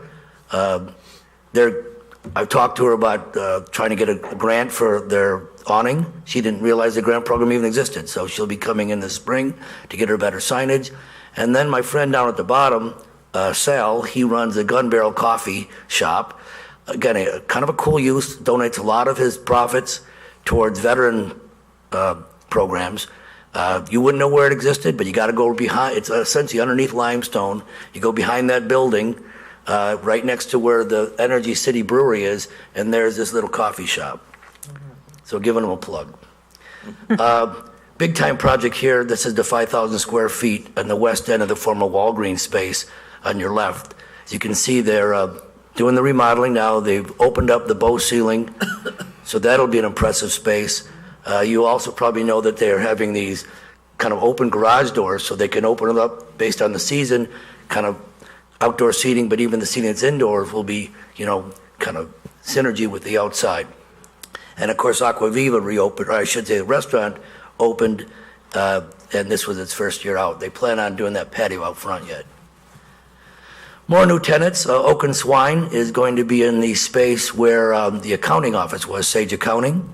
There is a building permit on there, I think. Am I right? Have we issued the permit on Oak and Swine yet? Yes, we've actually issued the permits on both of these. And Bocaditos as well, today. So that is in the Graviscus building. Unfortunately, that storefront will not be achieved under this redevelopment. They'll just have a tenant occupancy. Hopefully they'll do well and, stimulate some more business downtown, but for them specifically, maybe, get the capital to do that project out front. What are our priorities in the downtown for this coming year, 2019? Obviously, we want to ride the momentum and try to rent the other 7,000 square feet at the Walgreens space. Incidentally, when you go in there to save the time and energy, they did the bow ceiling on both sides. They have a huge demising wall, probably 30 feet tall, that divides up the two spaces. So the new space, hopefully that'll attract some attention. We're still hoping to work with the current property owner at 208 East Wilson. That's the former Marathon. He's resurrected new plans as of last month. Described them at any rate. We still haven't got informal plans for review. And of course, with respect to 1 Washington Place, 2019 will be the year of the cleanup there. There's some new ones on the block. I think it was in the paper, so I can announce it here in the meeting. Mike Kluber will be moving his business to Aurora, and so that's 5,700 square feet that will become vacant in the near future. Obviously, that's a neat building. You'll remember those who were on the council that the city assisted Mr. Kluber in the redevelopment of that building in a significant way. So that's why I'm putting it on the priority list. I think there's a great opportunity, Riverside Restaurant, or it's just a nice space inside. And he's done a wonderful job in remodeling it, but again, we need to fill it. Obviously, the former Pell Joey's, that's 11,000 square feet. And putting on this year as a priority, the Newton House. I'd like to see something happening in that building. In terms of west side developments, near west, if you will, Randall Road West. Obviously, the good news is that Pell Joey's found a space and filled up the former Golden Corral, which was a priority. But, that's some game, and now we have to fill the space they went from. But it's good news for John Hamill and his company. They're doing very well at that space. Last year, that the council or the Plan Commission approved the design of the new storefronts for Dollar Tree and Sierra Trading Post, and this year those two tenants occupied those spaces. Also, we've got a project that will be coming forward, Raising Cane's, which is a new restaurant proposed for the very hard corner of the former Avenue Chevrolet property. The first plan is to knock down the building and then I think it's a 4-lot subdivision all told. This is the northwest corner of the site. This will be a drive-through restaurant. It's been given Plan Commission approval. So we expect that to go forward. Krabby Boil is the new restaurant out in front of Menards, and Burrito Perilla is also on Randall Road, a new restaurant that opened, both of them this last year. This is just a map that's difficult to read from this perspective, but just letting you know that we keep track of, that's about half of the sites that are on that map, on the column to the right. But this is the type of material we take with us when we go to trade shows and conferences and some joint exhibits that I'll mention in a few minutes. But just letting you know that still top of the list is that 501 North Randall, which is the 130,000 square foot space that was once a Sam's Club. But I just show you the largest spaces that are vacant that we want to fill. More near west, we've got the properties obviously in West Town TIF number 4. We're still hoping to kind of ignite some activity. We've got a new area that I'm going to be mentioning later in the meeting out on West Wilson Street and West First. They're kind of in service, light industrial type uses. We'd like to either see those uses amortize over time and become more commercial oriented, but even if not, maybe dress up those properties. They're kind of a gateway into downtown, and we'd like to see that enhanced. In terms of industrial developments, 2018 has been a pretty big year, was a pretty big year, I should say. That 1250 Douglas building at the top, in about 18 months, that building filled all 137,000 square feet. We just heard last week that the CS Packaging out of Glendale Heights is taking the last of it. So Focus Logistics out of West Chicago took 62,000 square feet. Cast Aluminum Solutions took 25,000. And then again, the CS Packaging just announced their lease closed last week. So that bodes well for the property directly beneath it, which is the new building. That's the shell that's up now at 1100 North Verdant.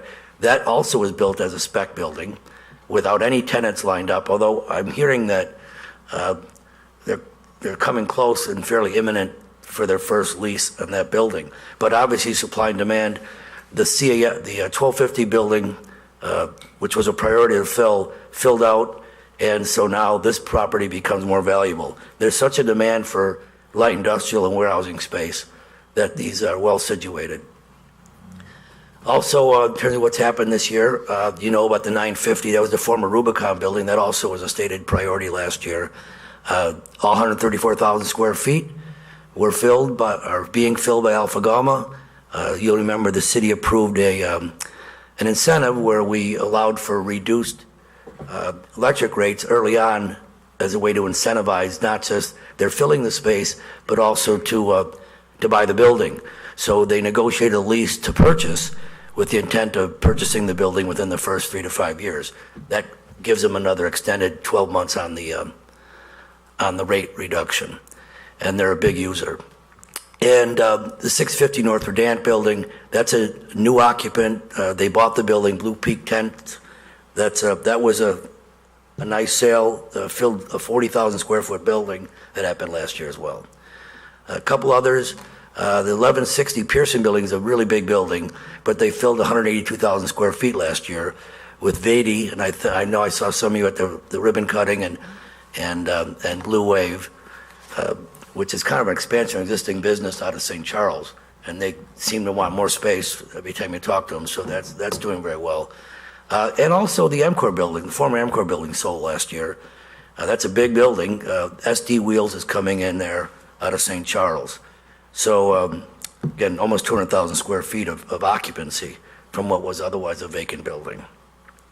Some other incidentals that I'm not going to read to you, but just letting you know that, last year was a strong year for our industrial building stock. 19 priorities, priority 1A, and the mayor reminds me every time he comes into the building, what's new with the former Party Light building. We actually heard of a prospective tenant this last week that seems pretty interested in the building. And I talked a little bit with Gary. It's going to be a use that will require some consideration on all parts, but hopefully they'll fit in. And if they do decide to take the building, it'll be a nice asset. Will be a fairly heavy electric and water user, not anything near the peaks that we have, but any building that is full is going to demand more utilities than a vacant one. Also, that new construction, the aforementioned 1100 North Verdant building, we want to try to help them fill that building. And finally, there's some developing vacant land that we're going to be earmarking our attention. One is the southwest corner of Louis Bourque Drive and Fabian, that's at the northeast corner of the map. And then the other one is the 1225 property, which is across on Douglas, which is across that Focus Logistics building that we just filled at 140,000 square feet. So in terms of new construction of industrial buildings, those are really about the two largest parcels that are even in our inventory that are vacant still for light industrial. And my last slide is on some of the marketing initiatives that we undertook last year. The two slides on the left,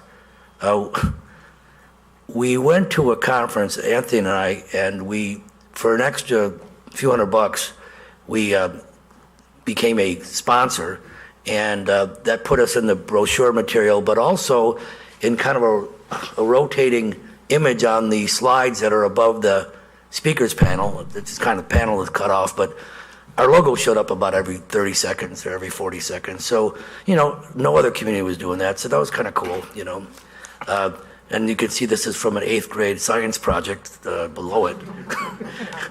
We've got plans to enhance that program. We put in the budget, and the budget was approved to buy banners.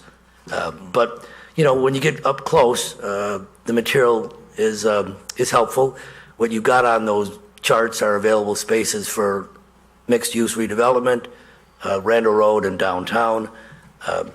And to the right, we ran on a continuing loop the 4.5 minute video that we had done by Global Aerial Video out of Batavia. Just happens by coincidence that's the mayor's face on that screen. That was really an accident. And we also buy space, both for just running ads as well as advertorials, which have become a great buy, where Laura and I have written some articles, and they put, they'll give you a third of a page of an ad, but also, 300 words to talk about your town, and so that's been pretty successful. And then we use these three journals to also get in our names and our phone numbers, and these economic development directors they run on a regular basis. So that concludes my presentation. I'll be happy to answer any questions. Who's got questions? Well, one of the things I'd like to say, Chris, is thank you very much for what you are doing to provide Anthony with opportunities to come into the economic development activities that you're engaged in, and teaching him the ropes there, presenting him with opportunities to go to conferences and seminars, and identifying things like that for him to do, and getting him more involved with our local Chamber of Commerce, and also Main Street. Getting him to know with Main Street as well, too. And this year he took a very important first step towards his formal education by completing the basic course with the Economic Development Institute. Once he's completed that, that's a prerequisite for the formal 3-week training weeks they run every year. So presumably in 3 years, as long as it keeps being budgeted, he'll be a graduate of that institute. And he's catching on. He's got a lot of enthusiasm, as you know. That's a strong suit of Anthony's. So it's been enjoyable to work with him, and mentoring him is something that I enjoy doing. Chris, have you had any interest in the Sam's Club property at all? No. The closest thing we had was soon after it opened, someone came in with, there was kind of a facade, maybe 60 to 100 feet deep on what would be facing Randall, that would have kind of Class B commercial and personal services. They did suggest maybe in recreational use at the corner, but vast majority of the building, like 80% of it, was going to be in self-storage. So our thoughts were, look, these buildings on the market are taking a long time to repurpose or to reoccupy, but let's not throw our cards out right away, and we're willing to wait and try to attract retailers. It probably would not be in a single retailer. I mean, retailers are not opening 100,000 plus square foot spaces anymore, but it could be demised up into different retailers. And it's been a slow boat to China to the extent that it took a long time to sell the property. but the property has sold from Walmart Realty to a real estate investment trust. Oh, it did? Yeah. And they have a broker, they've kept the same broker with CB Richard Ellis. But, you know, we've thrown ideas at them, and we communicate on a monthly basis, but there's no. And so everybody knows too, if I'm not mistaken, that retention pond that's on the north side of the property there, that's a temporary retention pond. Yes. That was built when all that development happened before the Braeburn Marsh was completed, and all the detention for that area went into the Braeburn Marsh. So the potential for development there goes beyond just the Sam's Club building itself. That pond could be filled in, correct? Yes, And- that's a developable and property. So I didn't know if everybody knew that, so. You know, to be honest with you, Dave, that you're just not seeing a lot of new construction in No, no. retail, you know. Well, I know we're not, but yet we are, because I'm in construction and I'm building buildings every day, so. Well, It's happening. commercial buildings, but I mean, no one's building strip centers and large boxes to speak of, but Right. the one-offs and, you know, new restaurants, that's still pretty active. And people are spending money. There's a lot of consumer confidence. Are there any examples of other things that are going into old Sam's Clubs? Actually, this mixed use is kind of a typical type play. You've seen some Yes. in Sam's Club? That's big boxes generally. They call it repurposed buildings. But you got to, at least currently, you've got to kind of bite the bullet on if you're going to hold out for retail, but it hasn't been that long. I was at a conference where it said the average big box now is on the market for more than 42 months. So that's, It'll happen. Look at how long Dominic's, our neighbor, sat vacant. Yep. And now it's all repurposed. It'll happen. Anybody else have anything? Thank you, Chris. you're welcome. Actually, I'm next. So, Next. Okay, so the next item then is item 18, which is considering the creation of a commercial property enhancement program. yes, this is a whole new initiative that just kind of came out of some brainstorming, you know, within staff. And the thoughts were, you know, we've got individual properties and also maybe neighborhoods of commercial properties that we'd like to see enhanced or maybe land use change or, you know, just become more attractive. And so we thought, well, and to do that, we would try to incentivize that effort by creating a grant program. And I'll explain the details in a minute. But that map basically depicts the area in question for these potential grants. And why do we doing that? And we're doing it because we are trying to enhance properties that are commercially zoned that are outside of the TIF districts. And because we're a home rule unit, we can create a grant program, a partnership using public monies, provided we find a source, to use to leverage those type of property improvement initiatives. We believe it'll enhance the individual property value as well as neighboring properties.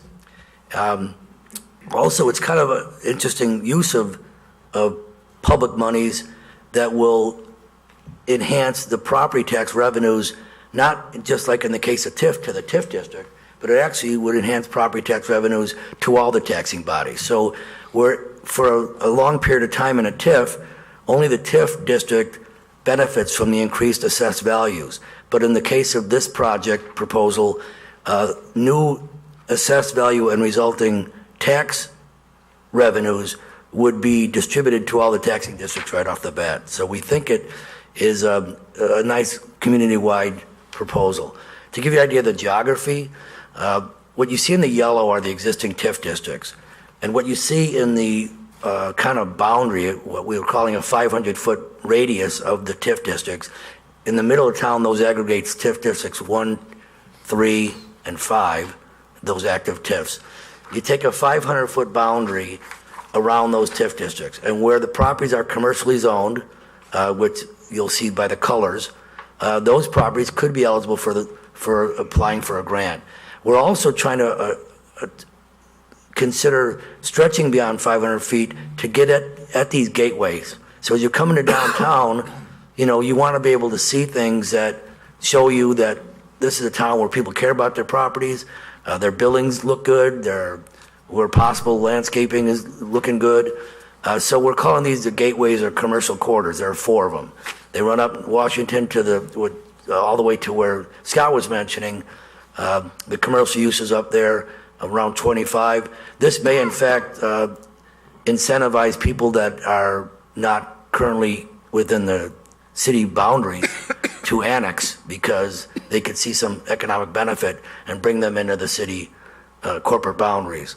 Out on West Wilson and south to First, as well as out on East Wilson, particularly targeting the northwest corner of Redant and East Wilson, where, you know, that's an area that could use some, if not cleanup, some change of land use. And then south along Batavia Avenue that encompasses some of those office buildings. They may have been originally built as homes, I'd suggest, but in either case, there are quite a few professional offices down there. So you'd add that to the mix also. So what are we considering? Again, this 500-foot radius of downtown along these commercial corridors or gateways into the downtown. What would be eligible funding activities? This is primarily all to be visible from the street. So we're not talking about interior improvements so much as we're talking about exterior building facades, front yards, street yard landscaping, driveways, interior walkways, and potentially other eligible activities. Here's some examples as I discussed. So the one on the left is Dazos and similar type, kind of automotive services or other type of, not retail, but yet in some cases light industrial in makeup.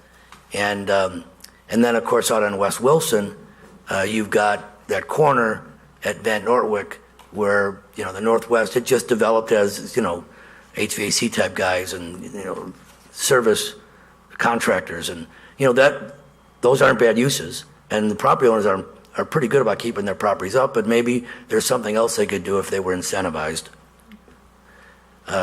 This is, again, just proposal. If this council's at all inclined to want to do this, we'd come back with more specifics, but this is what we're imagining. A maximum 50-50 grant, match rather. Grant amount max out at $20,000. Minimum total investment in any given project, $10,000. You have to show the need for the financial support. We do it one time a year. So you'd have an application period, there'd be a cutoff date, and then whoever gets in there, they're eligible for the money.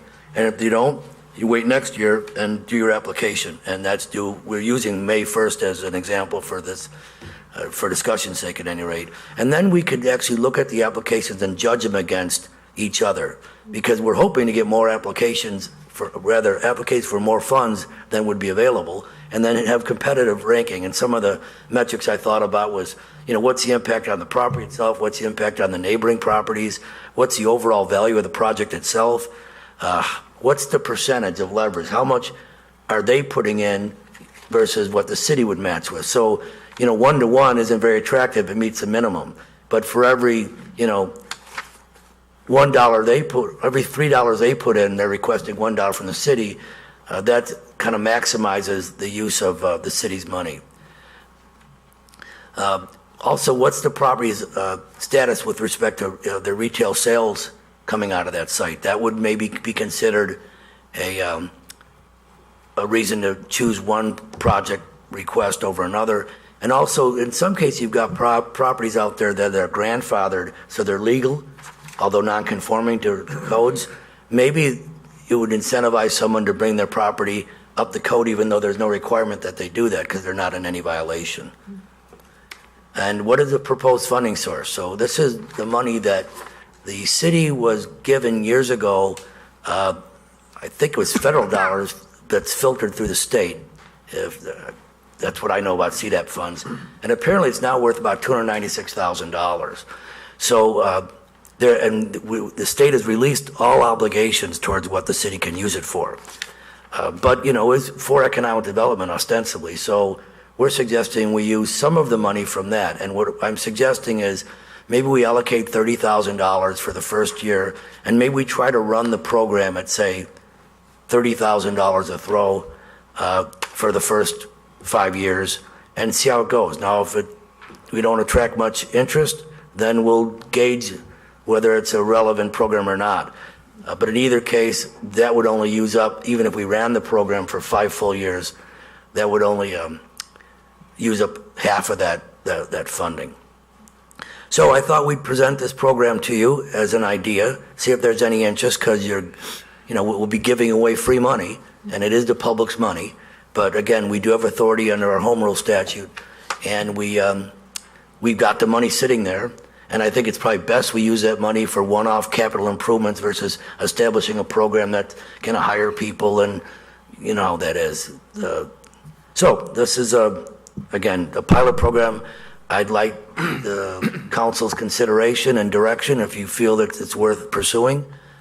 We could have this up and running, hopefully, in order to make a May 1st deadline date of applications. But we'd have to move pretty quickly. But if that were the case, we'd get together a resolution that would create the program and establish the guidelines on how to run it. Yes, Susan? I'm very excited this includes the northern part of Washington Avenue, because when I first read your memo, it didn't say anything about North Washington, and I thought Route 25 coming into Batavia has always been really kind of a neglected-looking eyesore of town. And you did touch on how, it is, as Scott said earlier, too, it's unincorporated. Some areas are unincorporated, and it would be maybe a way to incentivize people to get on board with this. What about South Route 25? And I noticed that wasn't included in this, and again, it's primarily industrial, so. Yes. Well, we've talked about South Route 25. Scott and I both have talked about maybe creating a special business district that statute allows. Business districts they're basically supported by their own sales tax. It's up to a penny at quarter-cent intervals.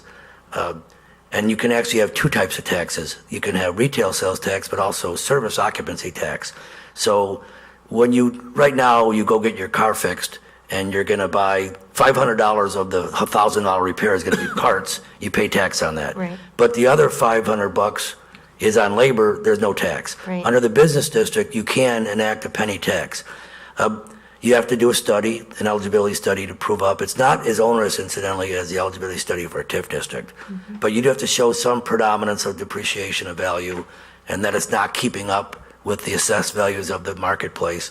We do want to look at that. And we've actually taken some aerial photography to say, hey, look at it, like you don't already know. Yeah. But, I think it would take a more rigorous and more comprehensive program. But I like the fact that you mentioned it because it's something I think would be worthwhile. Well, I think especially now that North Aurora is developing what used to be the country club, and there's going to be much more housing down that way too. That's a good point. People are going to want to see something more attractive as they approach Batavia than just a lot of chain link fences and industrial buildings that have no landscaping. It's just there.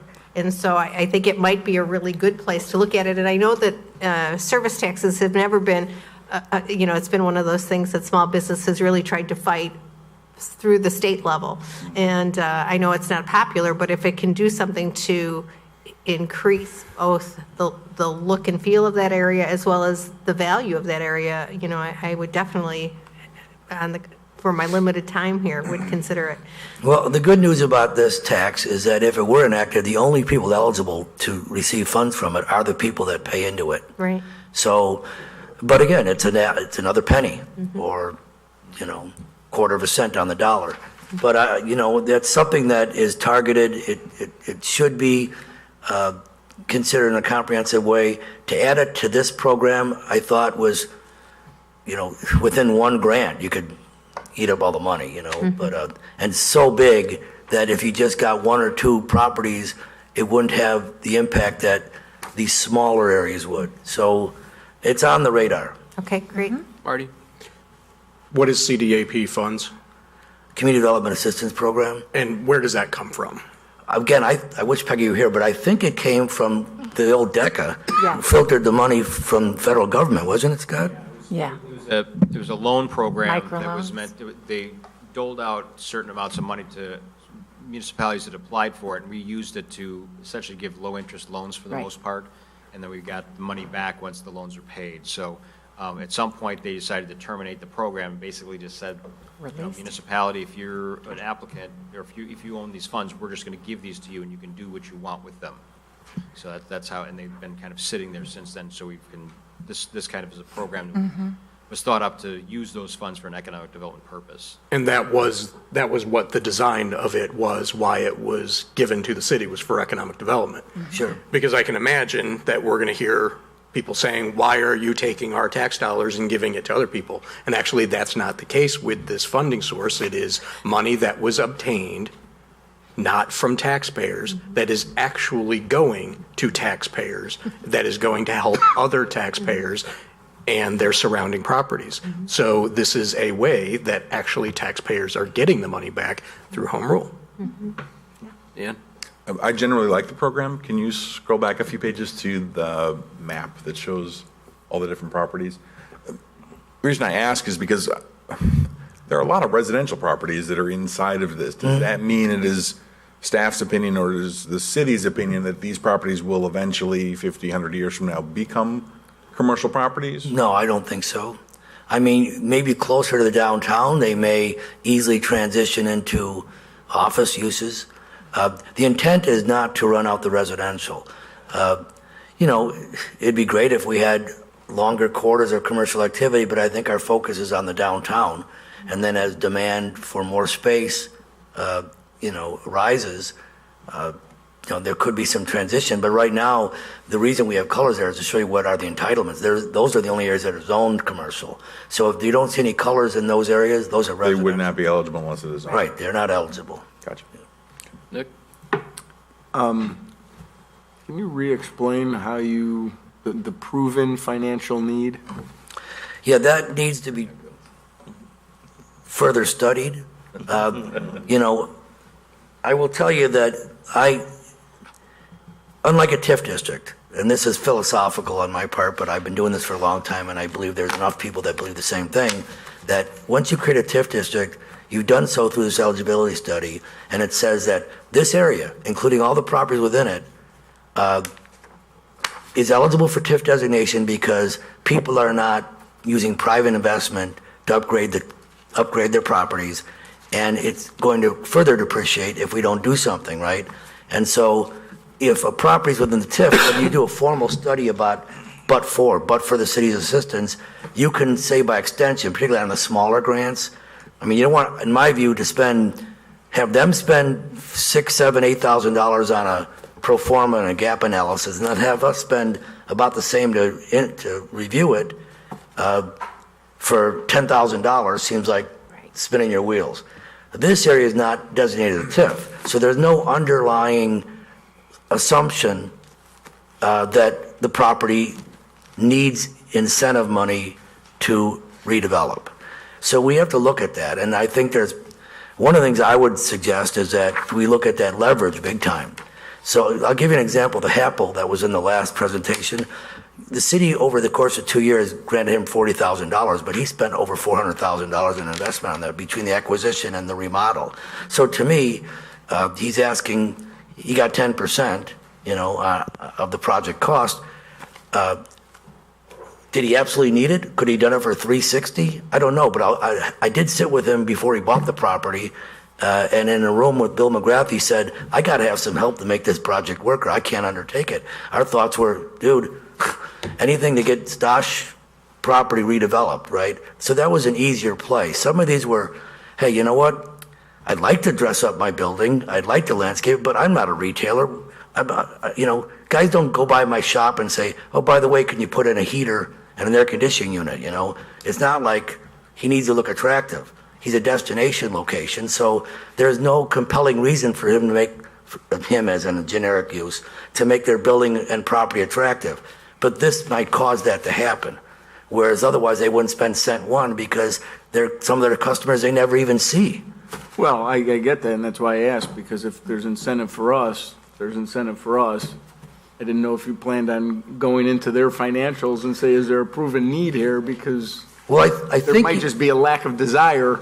Then well, no, you'll definitely will want to see their credit worthiness and look at their financials. I'm not sure we have to take it to the next step to have them do a full gap analysis, but I'm open to that. And maybe it depends on the value of the grant.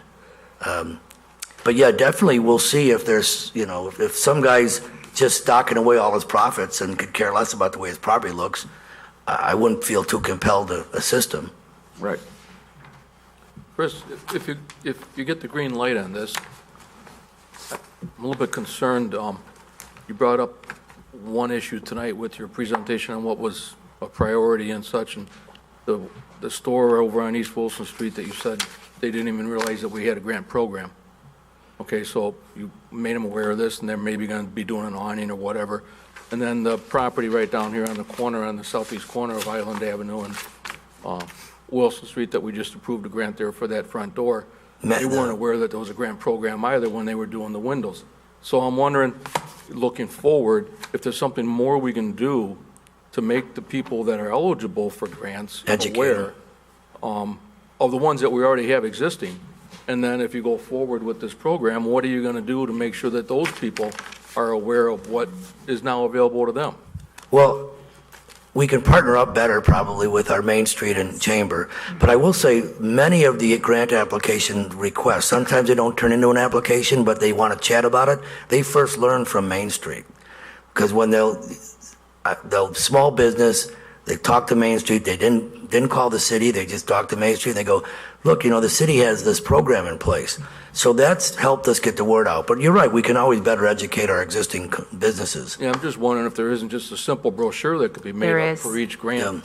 Yeah. And we've got it on our webpage, but we need to hand it off to the property owner. Well, what I wanted to say was we recently met with Main Street because, as you know, the Tomley building was previously the incubator program in our downtown. And so we were trying to brainstorm about a replacement for that program. And where we came to at the end of the conversation is that resources exist within this community and near this community that new businesses are simply not availing themselves of because they don't know that they exist. And so what we decided was the best thing that we could do, and doesn't really cost any of us any additional money, is to make sure that if people want to start a business, they know all the great resources that are available to them, to include our grant programs, to include things like the Wabansie Community College Small Business Development Center, to include things like the Fox Valley Entrepreneurial Center. I mean, there are numerous things that people could use to start a business in our community. And I think that we just need to make sure that they connect with those things. But then even after we say, here are things you could avail yourself of, to stay even more connected with them, to talk about what is your business plan? What are you doing to market your business to make sure that you're going to be successful? And we can become really great partners in all of that. So we definitely can do more things like that. But for this grant program, it's more of you kind of look at this more of it's a Main Street obligation to let the business owners know? Oh, no. No, I think what we're trying to gauge here tonight, and I hear that there seems to be a lot of support for it. And so we would then do exactly, create the more formalized program. So write out all the details. And I would plan on doing outreach. The question is, how are they going to know? We've already got a formal grant program that two people in town that we just have been talking about over the last month didn't know about. Well, there are a limited number of additional commercial properties that are there. We contact them directly and say, and let them know that this program is available. Target them directly. I think we could probably allowing them to come to us, we go to them. Right. Yeah, and I'll take some responsibility for this because I've been here now long enough. We could probably enhance our webpage a little bit to direct people because the facade grant, the downtown improvement grant, the signage grant, they're all on the webpage, but we can better present them and so people don't have to navigate throughout it. I mean, I'm all for technology, right, Marty? Yes, sir. Because I know that's the way the world's turned. No, but in this case, there's nothing like walking in. Dave, I agree with you 100%. You're right. And here's a brochure. We got this program. Right. Stop in and talk to us. And you know what? Honestly, with Anthony coming in, we probably have more man hours that new business comes in. I mean, just that little walk around. I'd be honest with you. fell over that gun barrel shop. I mean, what interested me was not just the name, but he had a sign on his window that says, "Guns welcome" or something. So I thought that was a little bizarre, but, as opposed to no guns. But it was interesting meeting these guys. So, that's your opportunity. It just takes you some, street time, walk in and out. But in terms of this new program, I think it would be a direct outreach. I mean, one of us would just go out there and say, how about this new program? Because it doesn't exist before. And for all we know, they might have an interest that they've just kind of deferred because there was no oomph to get them to go it, Well, the reality is we got to be careful too. First year budget is $30,000. You can't shotgun it out there because we could handle 1.5 people in a year if they max out. I mean, maybe more, but so getting a feel of who really needs it and where it's needed is. Yeah, honestly, I don't think you're going to see much the first year, right? Because they got to come in with some real ideas, some real plans. Yeah. Yeah, the application should include their plans and they should do some bidding. So. But I think it's a good idea. What's everybody think? Okay, I think so. It's an interesting idea. I think so. Great. I also think that using Main Street, the incubator program was interesting because we own the building. Right. But I've never seen or wanted to be in a big hurry to replace it because I don't think it's the city or Main Street or Chambers' expertise is to tell a business how to run the business, which is what I think sometimes incubator businesses are looking for. They need to be directed, like, where do you go to get this information? And I think that's their primary job. And also letting them know about these grants. I think that if they had something that they could hand a new business person and say, here's all of the available stuff in our town, it would be awesome. Well, thank you. Okay, so we got direction. Thanks, Chris. Thank you. All right, next item is item number 19, which is project status, and I think we're going to see a brief project status because we do Yes. have an executive session. Absolutely. One of the things that we ordinarily do is cancel the committee of the whole meeting the night of the election, and so that is April 2nd. So we're going to try not to have any agenda items for April 2nd in order to be able to cancel that meeting. And then tomorrow and Thursday, there is a group of 5 of us who are going to be driving down to Springfield to participate in the Metro West legislative drive down. And I think that's an incredibly important thing to do this year. And citizens need to continue to make themselves aware of there is just a slew of legislation that is being proposed in Springfield that will have a dramatic effect on municipal government. And so we want to stay engaged in the conversation and make sure that we are representing our positions to our legislators, both new and those who have been there for a long time. So look forward to bringing back a report on our trip down there. But that's it, unless anybody has any questions for me. Any questions, Laura? I can follow instructions. Next item is item 20, which is other. Any others? Scott? I have another. I'll make this pretty quick. So earlier tonight, we had a meeting that was supposed to be half an hour that stretched into an hour and a half.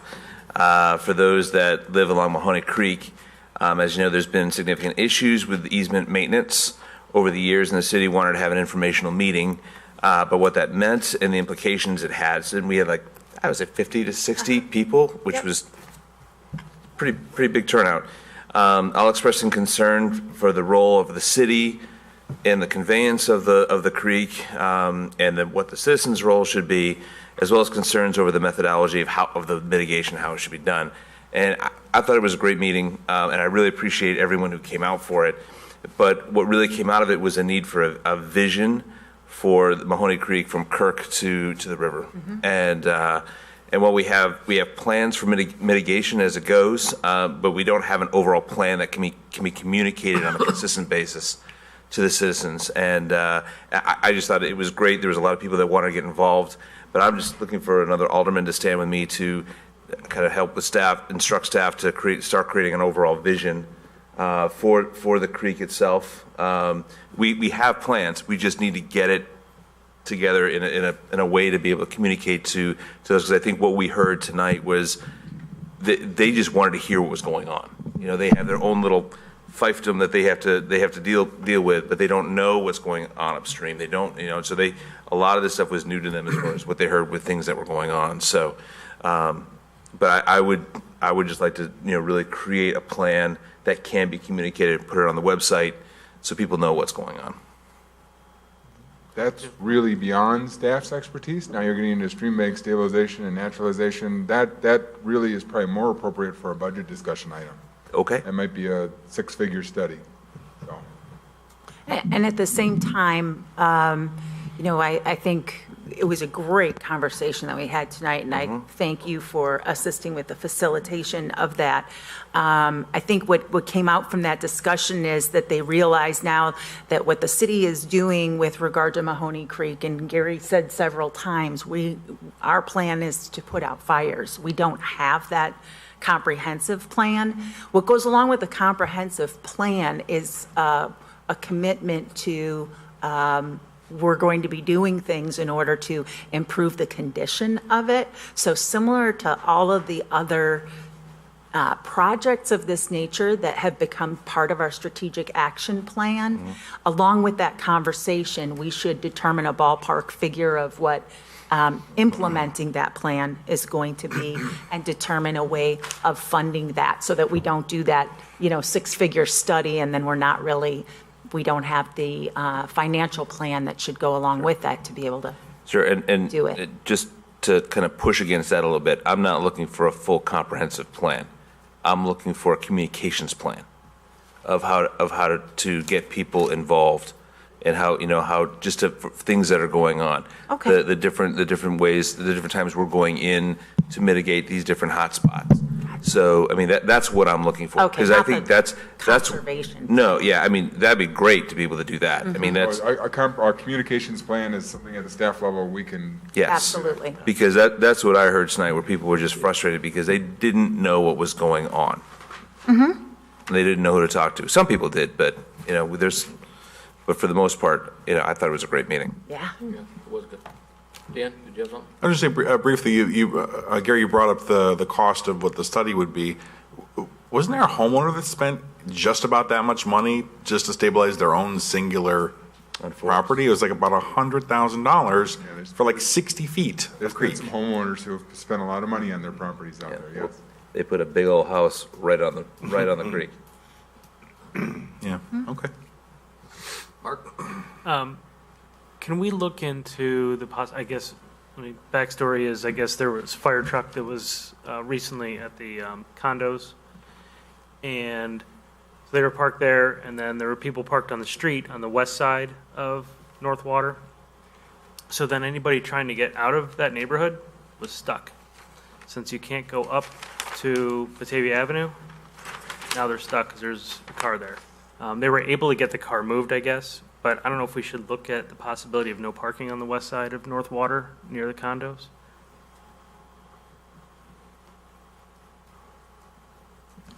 I thought it's already no parking on the east side, right? I don't know. I mean, I drove down that way. There's certainly nothing that says no parking on the west side. I didn't pay. Be happy to look on the into east it. side, they also have in front of it, they have the, like the 5 parking spots that are right Right. there.